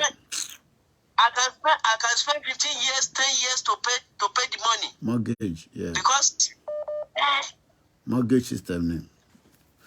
Government yàtọ̀ sẹ́ni tó bá ní owó tó ṣe business tó ní owó ńlá ni wọ́n expect pé mara lé o ma government ló yẹ kó máa take care a lot of our responsibility but àwọn máa sanwó yẹn díẹ̀díẹ̀ ìyàwó mi nísìnyí sọ fún mi pé iná inú ilé máa láti sanwó fún wọn because tí mò ń lò nísìn mò ń jẹ náà ni iná ló ń jẹ gbogbo device mo ti tàn nísìn àti lo 2 hours nísìn iná ló ń jẹ kò jàkàrà but ikọ̀ yẹ pé iná yẹn wà available fáwa ni but ẹ̀yin sanwó ná wọ̀ fún yín níná ìyàtọ̀ tó wà ń bẹ́ẹ̀ nìyẹn. Ìdí tó rẹ̀ ṣe ni pé àwọn kan lẹ́yìn sọ nísìnyí pé tí Tinubu bá débẹ̀ ó lè create every state kó lọ create independent power but gbogbo yẹn is just a temporary measure. Ayé ká máa ronú long term measure. Tinubu is just like a temporary measure tí kò ní kankan ṣe pẹ̀lú Yoruba nation. It's a temporary measure. Okay, Tinubu débẹ̀ agbádùn 8 years after 8 years ká tó wá padà sí square one kò make sense. Kò make sense. Okay, kí Lagos ní not 24 hours kí náà ti dé olórí burúkú northern dé ní 2031 kó sọ fún Lagos pé inú náà tó ń lò yẹn jáde ẹ̀ fóun náà ní ìsàlẹ̀ kí lẹ máa ṣe sí. Mọ̀ kí president lágbára láti change anything. So Tinubu is just only going to be there for that temporary measure. So ṣàfi gbádùn another 8 years ká tó wá padà after because gbogbo táwọn sọ yìí by 2031 Tinubu tenure will be finished kò lè lọ fún 3rd term wọ́n máa block ẹ̀. So bó ṣe rí nìyẹn ẹja tó fẹ́ lómi láyọ̀ ṣé gan ẹ̀gbọ́n mi thank you so much. Mo kí gbogbo alẹ́ nǹkan ṣe I think I was trying to get a call lẹ́ǹkan ẹ má bínú máa ní láti gba call yẹn. Fẹ́ gbé ẹni tó ń pè mí lẹ́ǹkan ẹ̀ ń pè mí lẹ́ǹkan.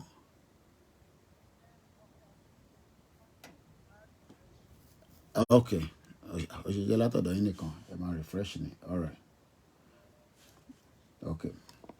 Mo kí gbogbo alẹ́ nǹkan sí mo kí ọmọdé mo kí àgbàlagbà èmi àbúrò yín náà ni èmi ni mo kéré jù láàrin gbogbo wa ẹ má rò pé torí mo jókòó sí bíbá Ọlọ́run jẹ́ ń jọra mi lójú èmi mo kéré jù láàrin gbogbo wa but bára ṣe ń ta mí náà ni mo ṣe máa ń sọ̀rọ̀ so tọrọ yẹn bá dẹ̀ jẹ́ ikọ̀ tó tẹ lẹ́rùn bomb bastard ni ẹ kó kúrò lórí program ẹ̀gbọ́n sókè ẹ̀gbọ́n mi. God bless you my brother. Amen. The Lord will honor you. Amen. Àkàrà pé mo máa ní bisikíìtì tí mo jẹ kò ní jọ Wednesday ní bíbá ìkẹ́ wà láì láti jọ Wednesday mo jùlẹ̀ lẹ́mí rà ẹ jẹ́ tó máa mú kan ọjọ́ wa. Ìpèsè dáńsọ náà nìyẹn. The Lord bless you. Amen. A dúpẹ́ lórí gbogbo nǹkan tó ń ṣẹlẹ̀. Inú mi máa ń dùn pé òun try láti pàrọwà fáwọn èèyàn náà ni. Òun pàrọwà fún wọn ni pé Tinubu bóyá pátápátá ó máa ṣọdún 8. Kúlúsọ tó ń ṣe kùtùkùtù láàrin yẹ̀pẹ̀ ọjọ́ tó tó bá ti rọ̀ ní kúlú sọ ń wọlé. Kábíyèsí Elédùmarè, mo kí mọ́mí wa Wùnmí Lóńgẹ́. Kò sí effort tó lè ṣe wọn ò lè rí. Ṣé odidi retired soldier, the person that have integrity, unquote, Buhari ni mo ń sọ. Ó yé mi, mo ti mọ̀. Tó ní everything. Tó láyà. Tó dẹ̀ lóòótọ́ tẹ́lẹ̀. I will put the word tẹ́lẹ̀.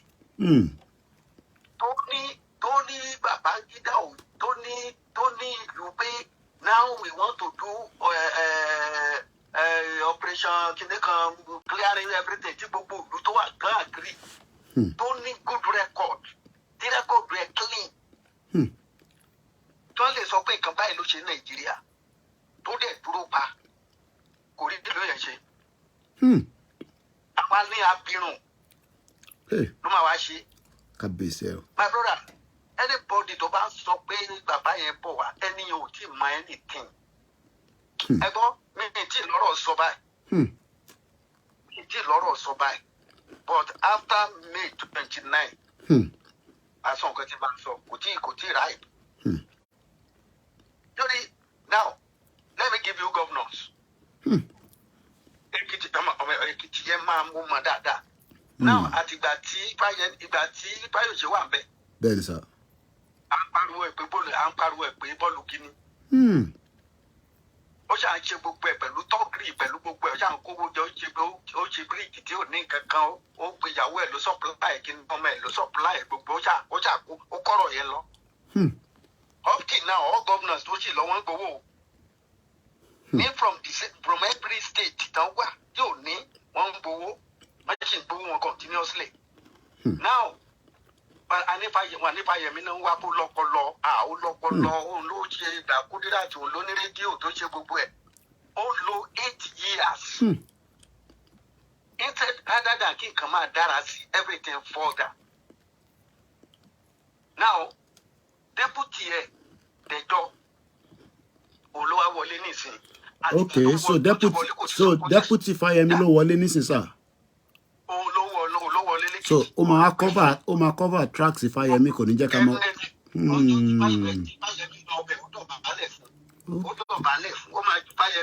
Ó dọ̀bálẹ̀ fún Fáyẹmí. That is the governor tó wọlé. Ẹni governor tó wà ń bẹ̀ wá lọ kí ó dọ̀bálẹ̀ fún clearly.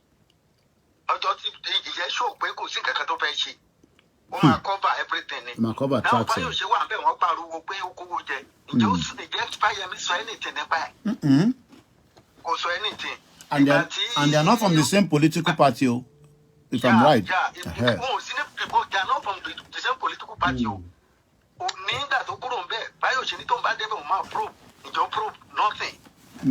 But I want to tell you, Òní, Fáyẹmí àti Fáyọ̀ṣe pẹ̀lú eléyìí tó wà ní Senate, they are friends. They are close friends.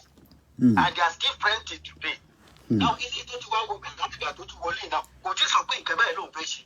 Ó ṣì ń ronú sí lọ́wọ́ ní nàdádì. Yes, ó ń ronú sí lọ́wọ́ now. Now, ẹ wo tọ̀sún. Ìjọ ló ń jó kiri náà. Ìjọ ní everywhere. Àwọn ògbélé tẹ̀ ń bá ìjọ. Àníyàn tẹ̀ surprise me. Ọ̀ṣun state tó ṣe wọlé tó ṣe party ní Lagos state kò make sense.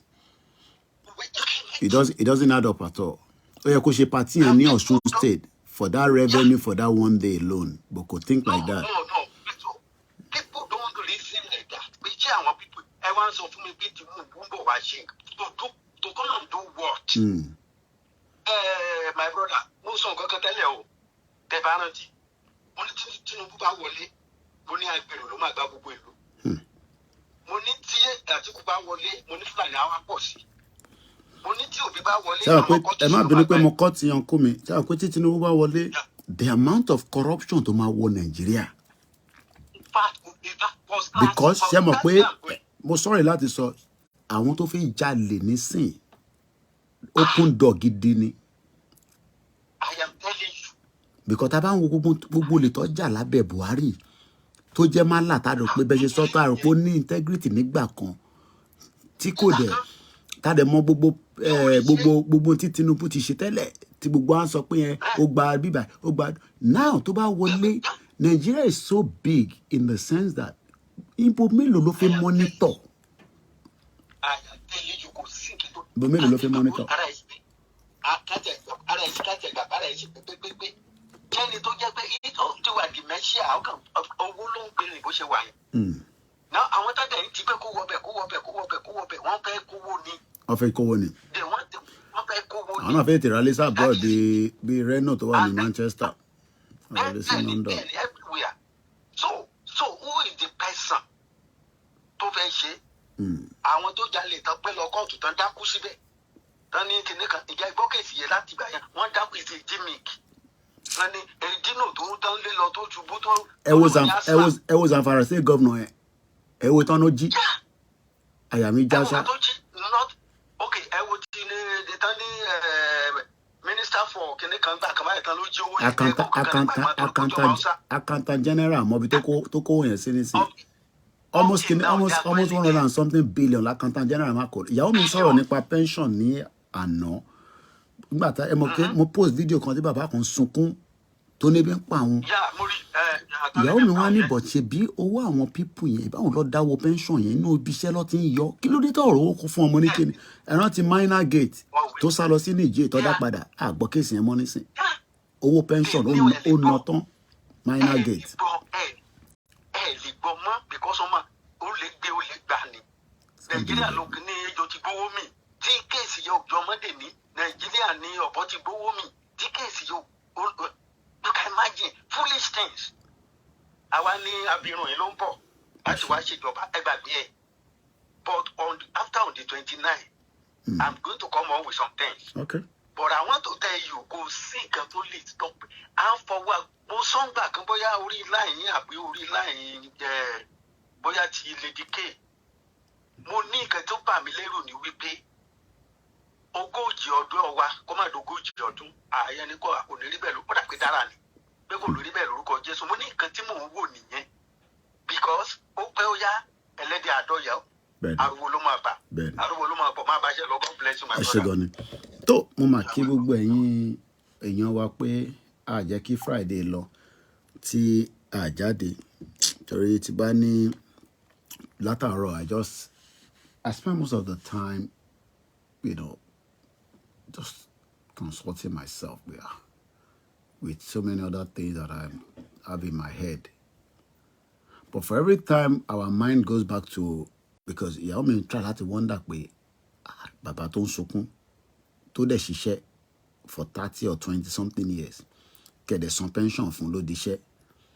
Mo dẹ̀ rántí pé mo gba grandma mi gba pension yẹn díẹ̀díẹ̀ náà kó dé di pé ó ṣaláìsí wọ́n lọ sí City Hall. Mo rántí pé owó yẹn because nígbà tó di pé àgbà dé wọ́n mú mi lọ síbẹ̀ pé ọmọ wọn ló máa bá wọn gba owó yẹn. Tẹ̀rántí lọ ṣáà máa ń kó sínú envelope bá wa ṣáà. So kí ló wá dé tí àwọn èèyàn ṣiṣẹ́ tẹ̀ rówó fún wọn. Ṣeré ẹ̀yin ọ̀dọ́ mo understand pé gbogbo yín fẹ́ blow Ọlọ́run á jẹ́ kẹ́ blow whether you're a musician, you're an artist, you're a skit maker, you're a comedian, you're whatever music ni gbogbo yín náà fẹ́ ṣe jù ẹni ẹ fẹ́ di Burna Boy ẹ fẹ́ di Davido, DJ Copy àti ṣé Rema lẹ́ ń pè àti ta ló tí wà ń bẹ Tiwa Savage. But ṣé mọ̀ pé there are so many other things that we can do tó lè jẹ́ ká blow. Kò dìgbà tó bá ń wá pátá onípátá nínú bin tó ń wá sanitary pad àwọn èèyàn tẹ̀ ń ṣe wọ́n ń ṣe kan ṣò ní sẹ́yìn olúkàlùkù ń flush ẹ̀ sínú toilet ni because Nigeria ni èèyàn ti ń lọ tú bin ní bin tẹ̀ ń wá sanitary pad and all those nonsense. Ṣé fi pé bí gbogbo èèyàn ṣe ń lówó ní ayé nìyẹn ni. Why are we living in denial? Ẹ jẹ́ ká lọ gba kọ́ọ̀sì. Program yóò ní ju 3 hours lọ so I only have about half an hour left so that kó má gùn púpọ̀. Because àwọn èèyàn tẹ̀ ní data láti wò náà in the first place but àwọn kan máa ń download ẹ̀ ní láti fi gbọ́ Ọlọ́run bá wa pẹ̀lú gbogbo yín ẹgbọ́n sókè ẹgbọ́n mi. Mr. Koiki ẹ káàárọ̀. Ẹ kúrò. Àwa nìyẹn. Ààrẹ yín pẹ́pẹ́pẹ́. Ẹ ṣé Èdùmàrè. Àlùbí ń ṣàwátì. Ẹ ṣé o. Ṣé rí àwa Yorùbá nǹkan tó ń ṣe wá ọmọ ojú ọ̀lọ́ra kò rí ọlá rí òun ní nǹkan tó ń dà wá láàmú mi. Tá a bá ti ní change díẹ̀ kékeré báyìí a máa ti ń sọ̀rọ̀ àwa di nǹkan pàtàkì tí ò yẹ ká sọ̀rọ̀ àwa di. Sẹ́rí in tí àwa Yorùbá tá sọ pé a gbọ́n jù, a kàwé jù, ṣé wàá rí ibi táwa padà bára wá sí. Sẹ́rí àwọn Ìgbò àti Haúsá, wọ́n ti rí ìwà wa wípé àwọn pípù yìí ìwé ìtàn ṣe ń ṣe wọ́n ń ṣòpá àwọn làwọn wise, so wọ́n wá step back. Ìgbò sún sẹ́yìn fún wa, Haúsá sún sẹ́yìn, wọ́n wá ń wo ìwà wa, wọ́n ń wo ibi tí wọ́n ń wo wiki point wa níbi tá a wiki sí. Wọ́n ń wo wà pé níbo làwọn pípù yìí, níbo lágbára wọn wà. Kábíyèsí. Ìyẹn ló jẹ́ kí Haúsá padà wá mọ́ mú wa bí ẹrú. Àwa tọrọ yẹ ká kó Haúsá lẹ́rú, àwọn Haúsá wa padà kó, àwọn Fúlàní wa padà kó wa lẹ́rú. Ẹ wo Ìgbò, tí Ìgbò bá ní 100 million. Ẹ má bínú ẹ̀gbọ́n mi, ẹ jẹ́ n play devil advocate níbẹ̀ yẹn. Nǹkan pè ní devil advocate ni pé ọ̀rọ̀ tó sọ yẹn mo fẹ́ switch nǹkan kan kó kàn fi sink brain wa. Táwọn kan bá wá sọ nísìnyí pé àwa náà máa mú wọn lẹ́rú nísìnyí, Tinubu ti débẹ̀ nísìnyí, kí lẹ máa sọ sí? Pé tí àwọn kan bá sọ pé Tinubu náà ti dé, ẹ mọ̀ pé sọ nísìnyí pé ọmọ wa lẹ́rú. Now wọ́n ní game tí Tinubu náà ń bá wọn gbá lọ nìyẹn pé òun náà máa wá mú wọn lẹ́rú nísìnyí tí ó bá ti wọlé ní 29 because ó dìde 29 kí agbára yẹn tó dọ́wọ́ ẹ̀ pátápátá. Buhari ló sì wà ń bẹ̀ ní say anything can happen but whatever is going to happen tó bá máa fọ́ Nàìjíríà lèmi fẹ́ crisis tó máa tètè break in Nàìjíríà. But mo kàn fẹ́ play devil advocate nímọ̀ ẹ̀ pé táwọn kan bá wá sọ nísìnyí pé but ìwọ tó ń sọ̀rọ̀ èkó shut up, Tinubu náà máa mú wọn lẹ́rú nísìnyí, kí lẹ máa sọ sọ̀rọ̀ yẹn kẹ̀dẹ̀ máa bọ́rọ̀ tẹ́ ń bá rọ̀, ẹ má bínú pé mo interrupt yín there. Mr. Goki, Tinubu ò lẹ́nì kankan mú lẹ́rú. Okay. Ṣé ẹ mọ nǹkan tó máa ń ṣàwa Yorùbá ni? Tinubu ò lè mú wọn kò lè ronú lọ́bẹ̀ pé kò náà kó wọn lẹ́rú. Okay. Torí pé kí ni àwa Yorùbá in tí a bá ń jẹ lẹ́nu la mọ̀. Ṣó yé yín? Torí àwa ò ní ronú pé àwọn pípù ti ṣèkà fún wa rí. Ẹ mọ̀ pé ọ̀rọ̀ wa dàbí ẹni tẹ́bí bá ń pa láti bí maybe ká sọ pé 3 years ago. Tó wá jẹgbà ìjọ kan tó wá jẹun oúnjẹ tí ò jẹ rí láyé ẹ̀. A ti gbàgbé pé ìyá má jẹun rí o. Láàrin 3 hours tó bá jẹjẹ after 3 hours tó bá jẹjẹ ẹ̀ tá ti gbàgbé pé ìyá jẹun rí.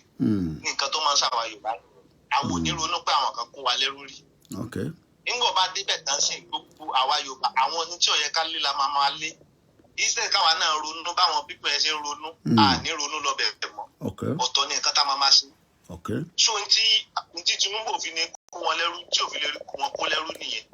Bíkọ́ àwọn ò ronú pé káwa kó àwọn kan lẹ́rú, àwọn kan ló rẹ́dì láti kó àwa lẹ́rú. So Tinubu kò tó bá débẹ̀ nítorí máa padà sí náà ni pé òun náà máa kó nǹkan tó fẹ́ kó ni àtàwọn ẹmẹ̀wà ìtajọ tẹ̀lé lọ. wájọ gbádùn ìyàwó ẹ̀ dẹ̀ máa káàkiri torí ìyàwó ẹ̀ máa wá dùn gan wàláì. I can't look forward to that. Ṣé rí àwọn tó ń pariwo tẹ̀lé lẹ́yìn ìsìn tó ń pariwo tẹ̀lé Tinubu lẹ́yìn ìsìn. Ẹ má rò pé táwọn bá débi àwọn fẹ́ lọ kó Fúlàní àbí Ìgbò lẹ́rú wọn rẹ́dì láti ṣe gbogbo yẹn. Ní táwọn ń bá lọ ni pé káwọn lọ kó owó. Tó bá dẹ̀ ti kówó tán ìyá ọdún mẹ́jọ tó fẹ́ jẹ yẹn ọdún mẹ́jọ tó fẹ́ jẹ yẹn wọ́n wá rẹ́dì lẹ́yìn ọdún mẹ́jọ yẹn wọ́n tún wá rẹ́dì ké àwọn àwọn tó kó wa lẹ́rú tẹ́lẹ̀ yẹn wọ́n rẹ́dì láti jẹ́ kó àwọn yẹn tó kó wa lẹ́rú padà ká tún wá kọ̀ǹtínú ìyá ẹ̀. So ṣe rí ìmọ̀ ara ẹni nìkan òun ni Yorùbá ní. Bí mo ṣe ń bọ̀rọ̀ mi lọ ṣe rí Ìgbò ṣe rówó tẹ̀wọ̀n yẹn kò jó Ìgbò lọ. Owó yẹn jẹ Ìgbò nísìn tẹ bá rí Ìgbò lẹ́kọ̀ọ́ tá a wà. Ìgbò ó lè ní jíwágù ó lè ní Range Rover ó lè ní mọ́tò ńláńlá bet Mr. Koiki ẹgbẹ́ bo ni Ìgbò máa wà wọ́n máa wà nílé rèmírẹ́ǹtì. A máa gbé níbẹ̀. A máa gbé nílé rèmírẹ́ǹtì yẹn. Ó lówó láti kọ́lé o bẹ́ẹ̀ kò ní kọ́lé yẹn. Bọ̀ ibi ìyẹn náà lọ sí tọ́pá ìyàtọ̀ ibi culture wa yàtọ̀ sí tiwọn àwa ò fẹ́ gbé nírú gbígbé àṣeyàn àwa fẹ́ kọ́ mọ̀ pé afẹ́fẹ́ ni wà. God bless you. Ṣé wàá rí tí tí yóò bá jẹ́ pé Yorùbá ló ní owó yẹn kò ní tó fowó yẹn kọ́lé gidi o kò ní fowó yẹn kọ́lé gidi tó jọjú o akọ́lé kan tó rí rádaràda ṣẹ́rí mọ́tò tó ní yẹn a máa fi dà gbòòrò láàmú a máa fi tírẹ́tì àwọn tí ò ní a máa fi dà àwọn tí ò ní láàmú yíbo tí ọ̀dẹ̀ yìí tí ò rí bẹ́ẹ̀ lọ́dọ̀ yìí tẹ́ bá lọ lẹ yíbo Mr. Koiki yíbo máa gun ọ̀kadà báyìí tẹ́ bá dẹ̀ rí mansion tó máa ti kọ́ sílùú èyí tí ò kúrò nílùú ni mo ń sọ fún yín o. ọmọ máa gun ọ̀kadà tẹ́ bá dẹ̀ rí mansion tó máa kọ́ àti business tó máa run. ṣẹ́ra ẹ̀rọ yíbo tẹ́ ń wò yẹn wàláhì tẹ́ bá dé lu wọn country ni wọ́n tòótọ́ country ni wọ́n lọ́tọ̀ because life tán gbé life òyìnbó ni. ní village wọn tẹ́ bá dé village wọn life òyìnbó ni àní ní ilé oko ilé village yíbo máa gbin flower sí báyìí round. kò ní bàjẹ́ fún Azeez àwọn ìyá yẹn máa clean ní gbogbo environment yẹn tó yẹ pé tẹ́yìn gan bá rí ilé bó ti jẹ́ old house ọmọ máa wù yín láti gbé. tó ń bí mo wá lọ lélẹ̀ èmi àtàwọn méjì kan ní bí ìjẹta àjọwà. mo kí ìyàwó náà fi sat. bí kọ́ńtì ò ṣe rí so àwọn náà wá ń gbọ́rọ̀ dáǹsọ yẹn mo wá sọ fún àwọn sọ̀rọ̀ pé kọ́ńtì ìlú yọ̀ọ̀dà lóyọ̀ mo wá sọ fún bọ̀bọ̀ yẹn yìí pé bó ṣe wà yìí mo ìbí wá sọ fún pé the best ni ó léwu ìtàn tá a lè ṣe ni pé ká pín nítorí ẹ̀pù wá lórí nìyẹn. àwọn pípín yẹn wá sọ wípé báwo la ṣe fẹ́ pín ta ló fẹ́ pín mo ní wọ́n má wọ̀rí. the same thing tẹ́ ni ẹ máa sọ tẹ́ máa sọ pé àwọn èèyàn sọ pé wọn mọ̀ pé Nàìjíríà Yorùbá nation kan wà irọ́ ni o gbogbo anybody ló mọ̀ pé jíjẹ́ Yorùbá nation ẹ̀ sí but wọ́n sọ tẹ́lẹ̀ bá máa gbé ọ̀rọ̀ kalẹ̀ ẹ máa tó máa sọ wọ́n máa ní Sunday Igboho yẹn tó tiẹ̀ sọ pé kápẹ́ ń bo lọ́wọ́ àṣẹ àgbóhùn ẹ̀ mọ́. That's all they normally say. so àwọn ṣe mọ̀ pé àwọn èèyàn ò mọ nǹkan tó ń lọ. bẹ́ẹ̀ni. so bẹ̀tẹ̀ bá lọ tẹnu bọ̀rọ̀ yẹn wọn ò ní jẹ́ kẹ́ ẹ sọ. ìyẹn náà la ṣe ní di rédíò tí àwọn èèyàn ń sọ yẹn because a lot of àwọn tó máa ń sọ narrative yẹn because activities tá à ń ṣe nísàlẹ̀ nígbà Yorùbá nation movement tọ́dẹ̀ ẹ mọ̀ pé ókè àṣìń kankan mọ́ nísìn rédíò kankan náà sọ̀rọ̀ nípa Sunday Igboho àfi tó bá tún gbọ́n kankan wá sọ pé Sunday Igboho wá sọ lórí rédíò so that is not giving the people the hope anymore pé ẹ̀yin people ẹ̀kọ́ gbé scale wá sókè ní ti já wálẹ̀ but not knowing that the movement is still ongoing because it seems that activities nìkan online nìkan ló ti ń ṣẹlẹ̀ and data wọn ṣé ẹni tó ti jẹun ẹni tó ti ra gàrí ló máa wá gbọ́ íńtánẹ́ẹ̀tì tá à ń fi ń ṣe program ẹgbọ́n sókè. so mo wá sọ fún ẹnìyẹn yìí pé sórí nǹkan tó ń ba àwa tí tó ń ba ayé àwa Yorùbá jẹ́ mo wá sọ fún bọ̀bọ̀ yẹn àwọn méjì ni mo wá sọ fún wọn wípé sọ ma pé bí o ṣe wà yìí tí bọ́dẹ̀ lásán tó bá wà ní local government chairman tó ń fún ẹ ní 200,000 àbí 100,000 ní every month. ìyẹn dẹ̀ ti pọ̀ jù. tó dẹ̀ máa wípé mo wá sọ fún pé tó ń fún ẹ ní 100,000 ní every month. tó dẹ̀ máa pọ̀ wà ní local government chairman bóyá wà nínú local government. alọ́ máa ṣoògùn pé kọ́ máa gbé kúrò ń bẹ́ẹ̀ ni. gọ́ọ̀mẹ̀ntì tó náà wà nínú tó náà jẹ́ owó gọ́ọ̀mẹ̀ntì mo ní sọ ma ìpè ìrùwọ̀ ẹ̀ ò ní gbàdúrà pé kí Nàìjíríà kò pín. definitely. because ó máa wò wípé owó tí bọ́dà rẹ̀ ń gbà yẹn tọ́bẹ̀ rí tí ọbẹ̀ ìfibẹ̀ yẹn lẹ̀ ò ní rówó ẹ̀ gbà mọ́. bẹ́ẹ̀ni. mo ní àdúrà tó máa gbẹ tó bá rí èèyàn kan tó sọ fún ẹ pé kí Nàìjíríà pé ọmọ máa ṣépè fún torí èlò torí 100,000 tó ń fún ẹ tí ó dẹ̀ la ẹ ní tó bá gbowó yẹn ìjẹ́ kí ló máa fi rí ṣe nínú ayé tàwa kí ló fi ń rí ṣe torí pé kí ni Yorùbá ní nǹkan kan ni pé tó bá ti ń fún wọn ní 10 naira 2 naira wọn rẹ́dí láti ṣiṣẹ́ ọ̀kan mọ́. níbi tá a yọ lẹ́nu wọn rẹ́dí láti so ẹ wá wo gbogbo àwọn pípín yẹn wo bá ṣe pọ̀ tó bá ṣe kọ̀nẹ́tì tó tó yẹ pé òmìnú wọn ní alọ́lọ́pàá tó ń ṣiṣẹ́ ní police station a ní ètò ìṣẹ́ sójà alẹ́ tó ń ṣiṣẹ́ ní local government àti ṣe wá rí àwọn pípín yẹn tán wá ní àwọn èèyàn ẹlẹ́gbẹ̀ẹ́ tán ní politician ẹ wá ṣe bìlí pé ọgbà àwọn táwọn ṣe Yorùbá nation kìnnìkan kìnnìkan ẹ rò pé gbogbo wọn láwọn tó wà lókè tán wà ní politician wọn wà bẹ́ẹ̀ láwọn tó wà ń bẹ̀ ohun míì kan wá láti wá máa sọ̀rọ̀ ní kò ń ṣe tinútinú ẹ̀ ló fi wá ń sọ torí mọ̀ pé torí ọba dá gbá Ọlọ́run yẹn ìtò náà jẹ́ ti tán. bẹ́ẹ̀ni ọ̀dà torí àsìkò ní ẹ ṣe gan ní mọ̀gbọ́dọ̀.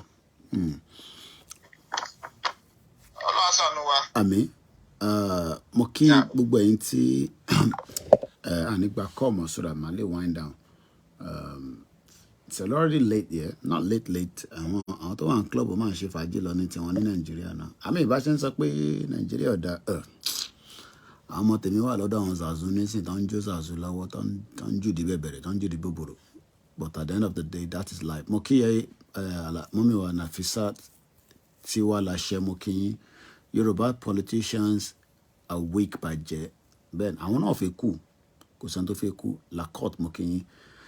Let me say this before we start winding down. Mo fẹ́ sáré ka article yìí because mo fẹ́ kó wọnú conversation tálẹ̀ then I'll do it properly in a proper broadcast. This article was 1 month ago.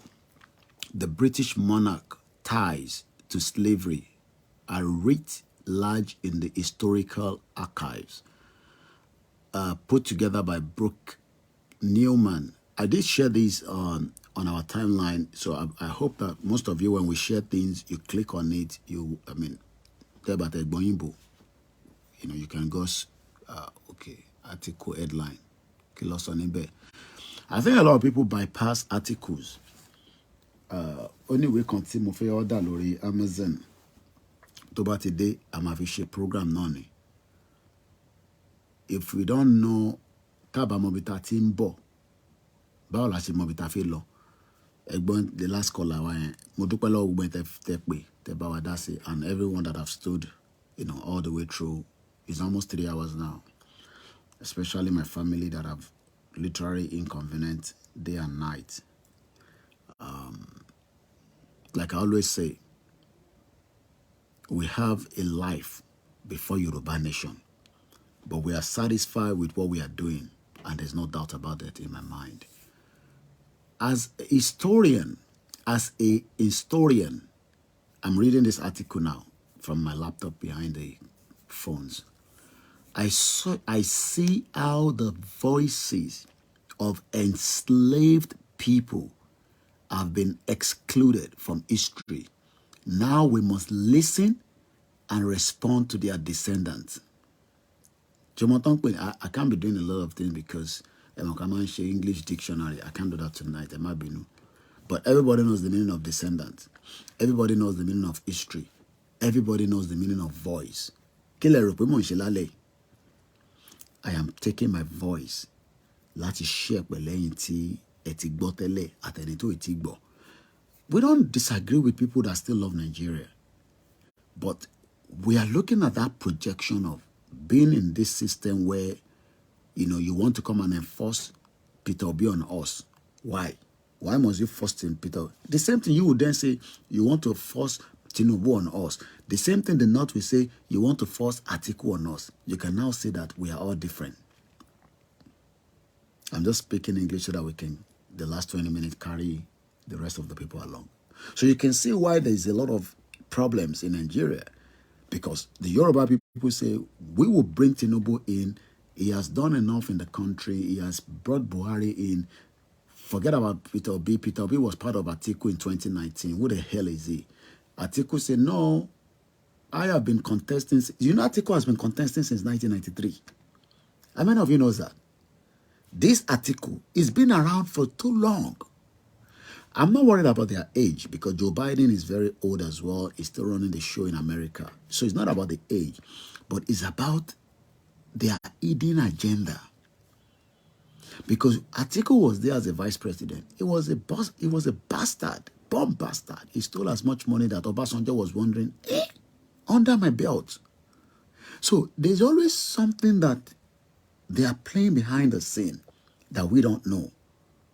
And that happens around the world as well. Every country is just interested in Nigeria because of trade, but they don't want you to know the history. This is all about the article. I'll remind you again the headline. The British monarch, and when they say monarch, the real monarch now is the King Charles. God bless the king. Well, you can say something else. I live here, so I have to be very careful, you know, with what I say around him. But under my stomach, I know what I'm saying. The British monarch ties open to law, to slavery. Muki Aziz. To slavery. I read, but I can't be bothered to be doing that tonight because the phone is here and I can't, especially this one, if I move it anyhow, you can fall down. So I'll just leave it like that. But I'll still do a program on these where you can, you know, we can do English dictionary. I read, and the other meaning read, W-R-I-T, you can quickly put in a comment, I'll read it out. Large in the historical archives. The British know me and you very well. But we are Yoruba people, we are this, we are Edo people, we are Shekiri people. Look, the British have all our history in the one archive. Where that archive is what we don't know. And the British are very, very good in storing archive. We cannot beat them. They've been around. For 200 years, the British Empire was ruling almost half of the world. Even America had to fight to get away from them. That is how powerful the British Empire was. But today, they've lost all those empires. But some empires, they are playing our mind. Go and do democracy every 4 years. Oh, okay, nobody wins. Okay, go to court. Hey, no, don't protest, so don't fight each other. They're deceiving me and you. I am far away from you guys, about 6,000 kilometers according to Maize Gold. Maize Gold Lale. But we are here, we are concerned. Well, you can say concerned citizen. Yes. You can say, but Koiki, but you're in Nigeria before. Why all this now? Yeah, because that's what we are told. It's part of the lies. It's part of the deceit. How can they say we are Nigerians, knowing fully well that Nigeria is only 100 years old, or probably 109 years old? The whole Nigerian project started in 1914. So you want me now to forget about the historical archive. So let me read quickly because of my time, and I want to make sure this program doesn't go more than 3 hours. So let's fast forward a little bit. As a historian, I see how the voices of KOIKIMEDIA, the voices of Professor Banja Akintoye, the voices of Nnamdi Kanu, the voices of Simon Ekpa, the Prime Minister of the Government of Exile of Biafra, the voices of the Yoruba One Voice, the voices of the Idara, the voices of Omoluka, Baba Ekiti, Al-Maruf, and those that are still Yoruba Wuyi, mass burial. Not all these Jagbajantis that have just come from Shoya Koribe, Ijile, and the rest that have just, disrupted the whole movement.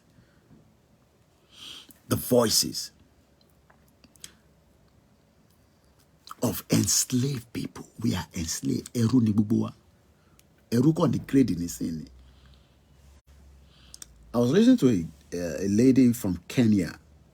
Do you know that people are committing suicide already coming into UK because of this scholarship, whatever they are doing on the healthcare? There's a woman I'm watching on YouTube recently now. One person commits suicide, died. The other person commits suicide, is surviving. That's another conversation that we talk about later. Because they are selling all their property in Kenya, thinking coming to UK. They got to UK, they're not giving them enough jobs. One, just to preview hint, I'm sure some of you are in healthcare following that woman. Can you come Moyo or something? She's a Kenya or something, One drove a vehicle collided with another vehicle in the process of the job that he's doing here as a health worker. They realized that he didn't have a driver license.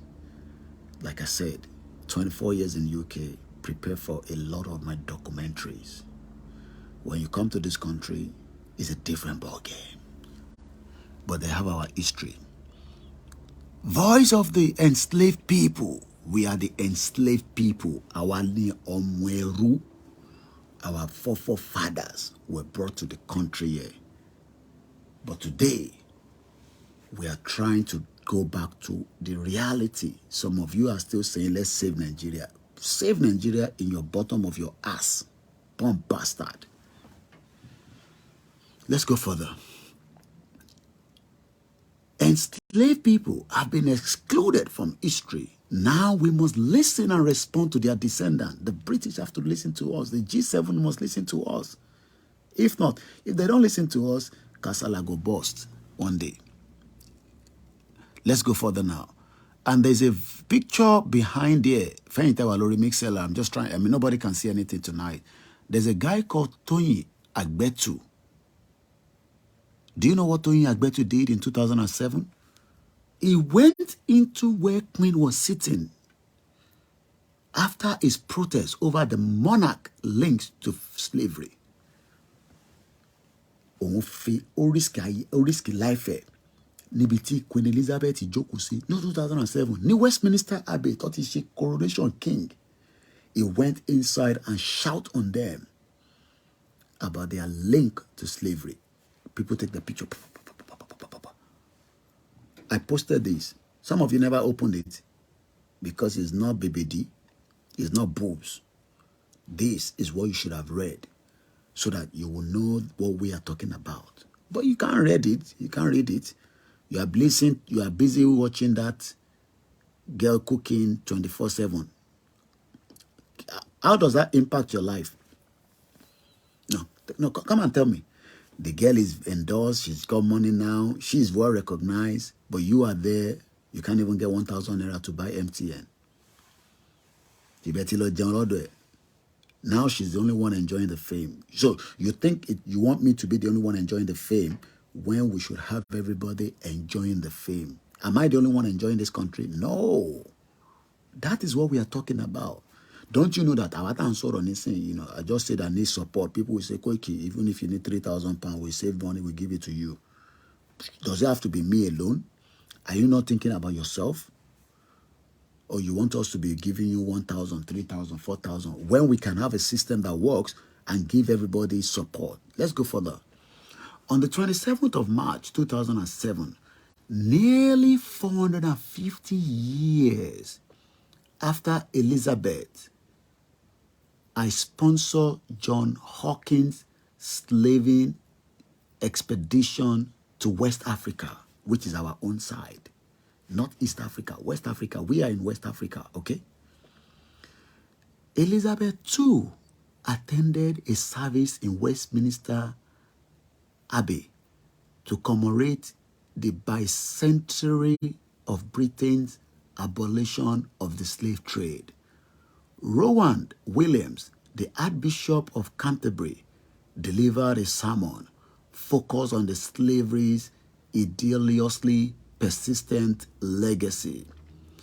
We, who are the heirs, H-E-I-R-S, of the slave-owning and the slave-trading nations of the past, have to face the fact that our historical prosperity was built in a large part on this atrocity, he said. They built UK on the slave trade. You are there, you are pointing finger. They abuse Igbo, they abuse Babagito, they abuse Nnamdi Kanu, Simon Ekpa, they abuse all those who they fight for freedom in Nigeria.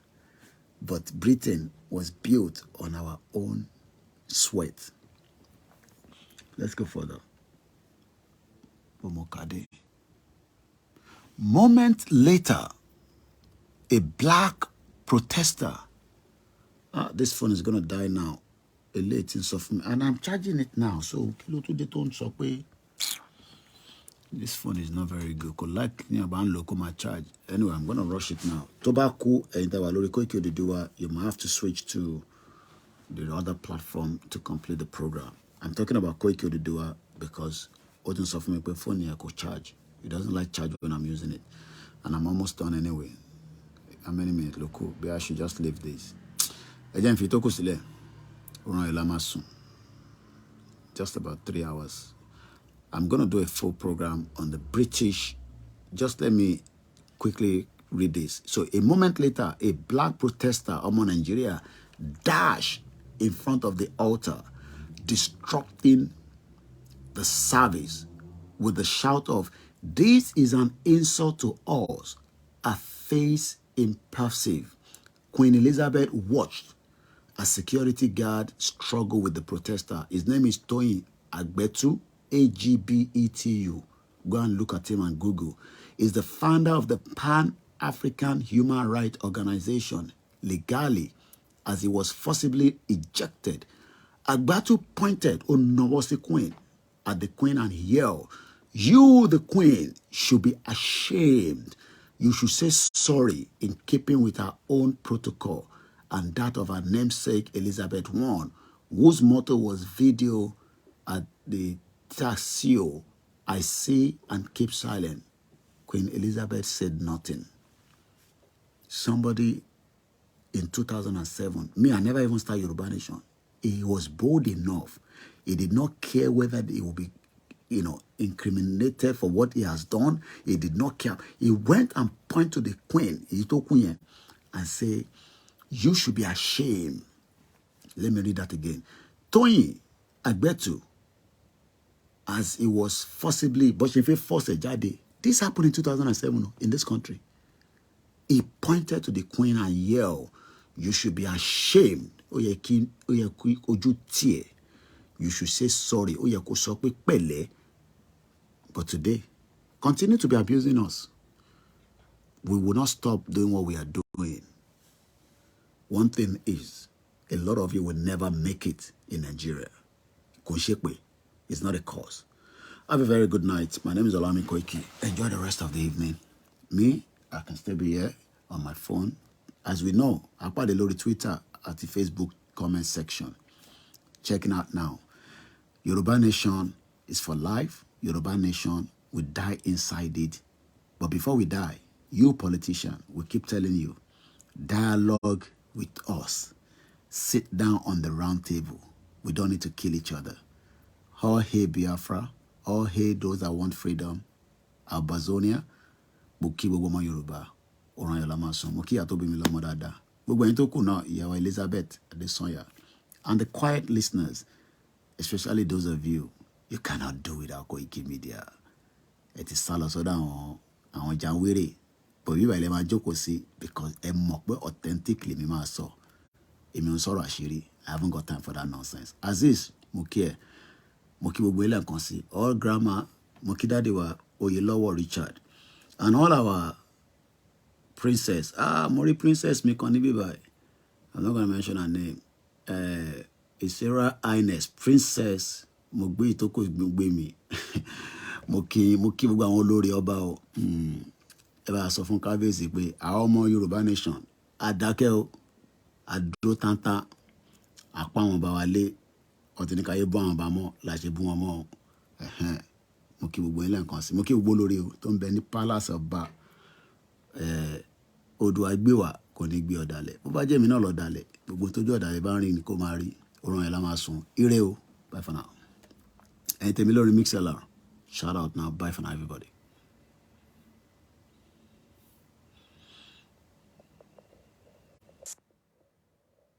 Mo kí yín Yàwá Fọlákẹ́ Ògúnríndé. Tea time.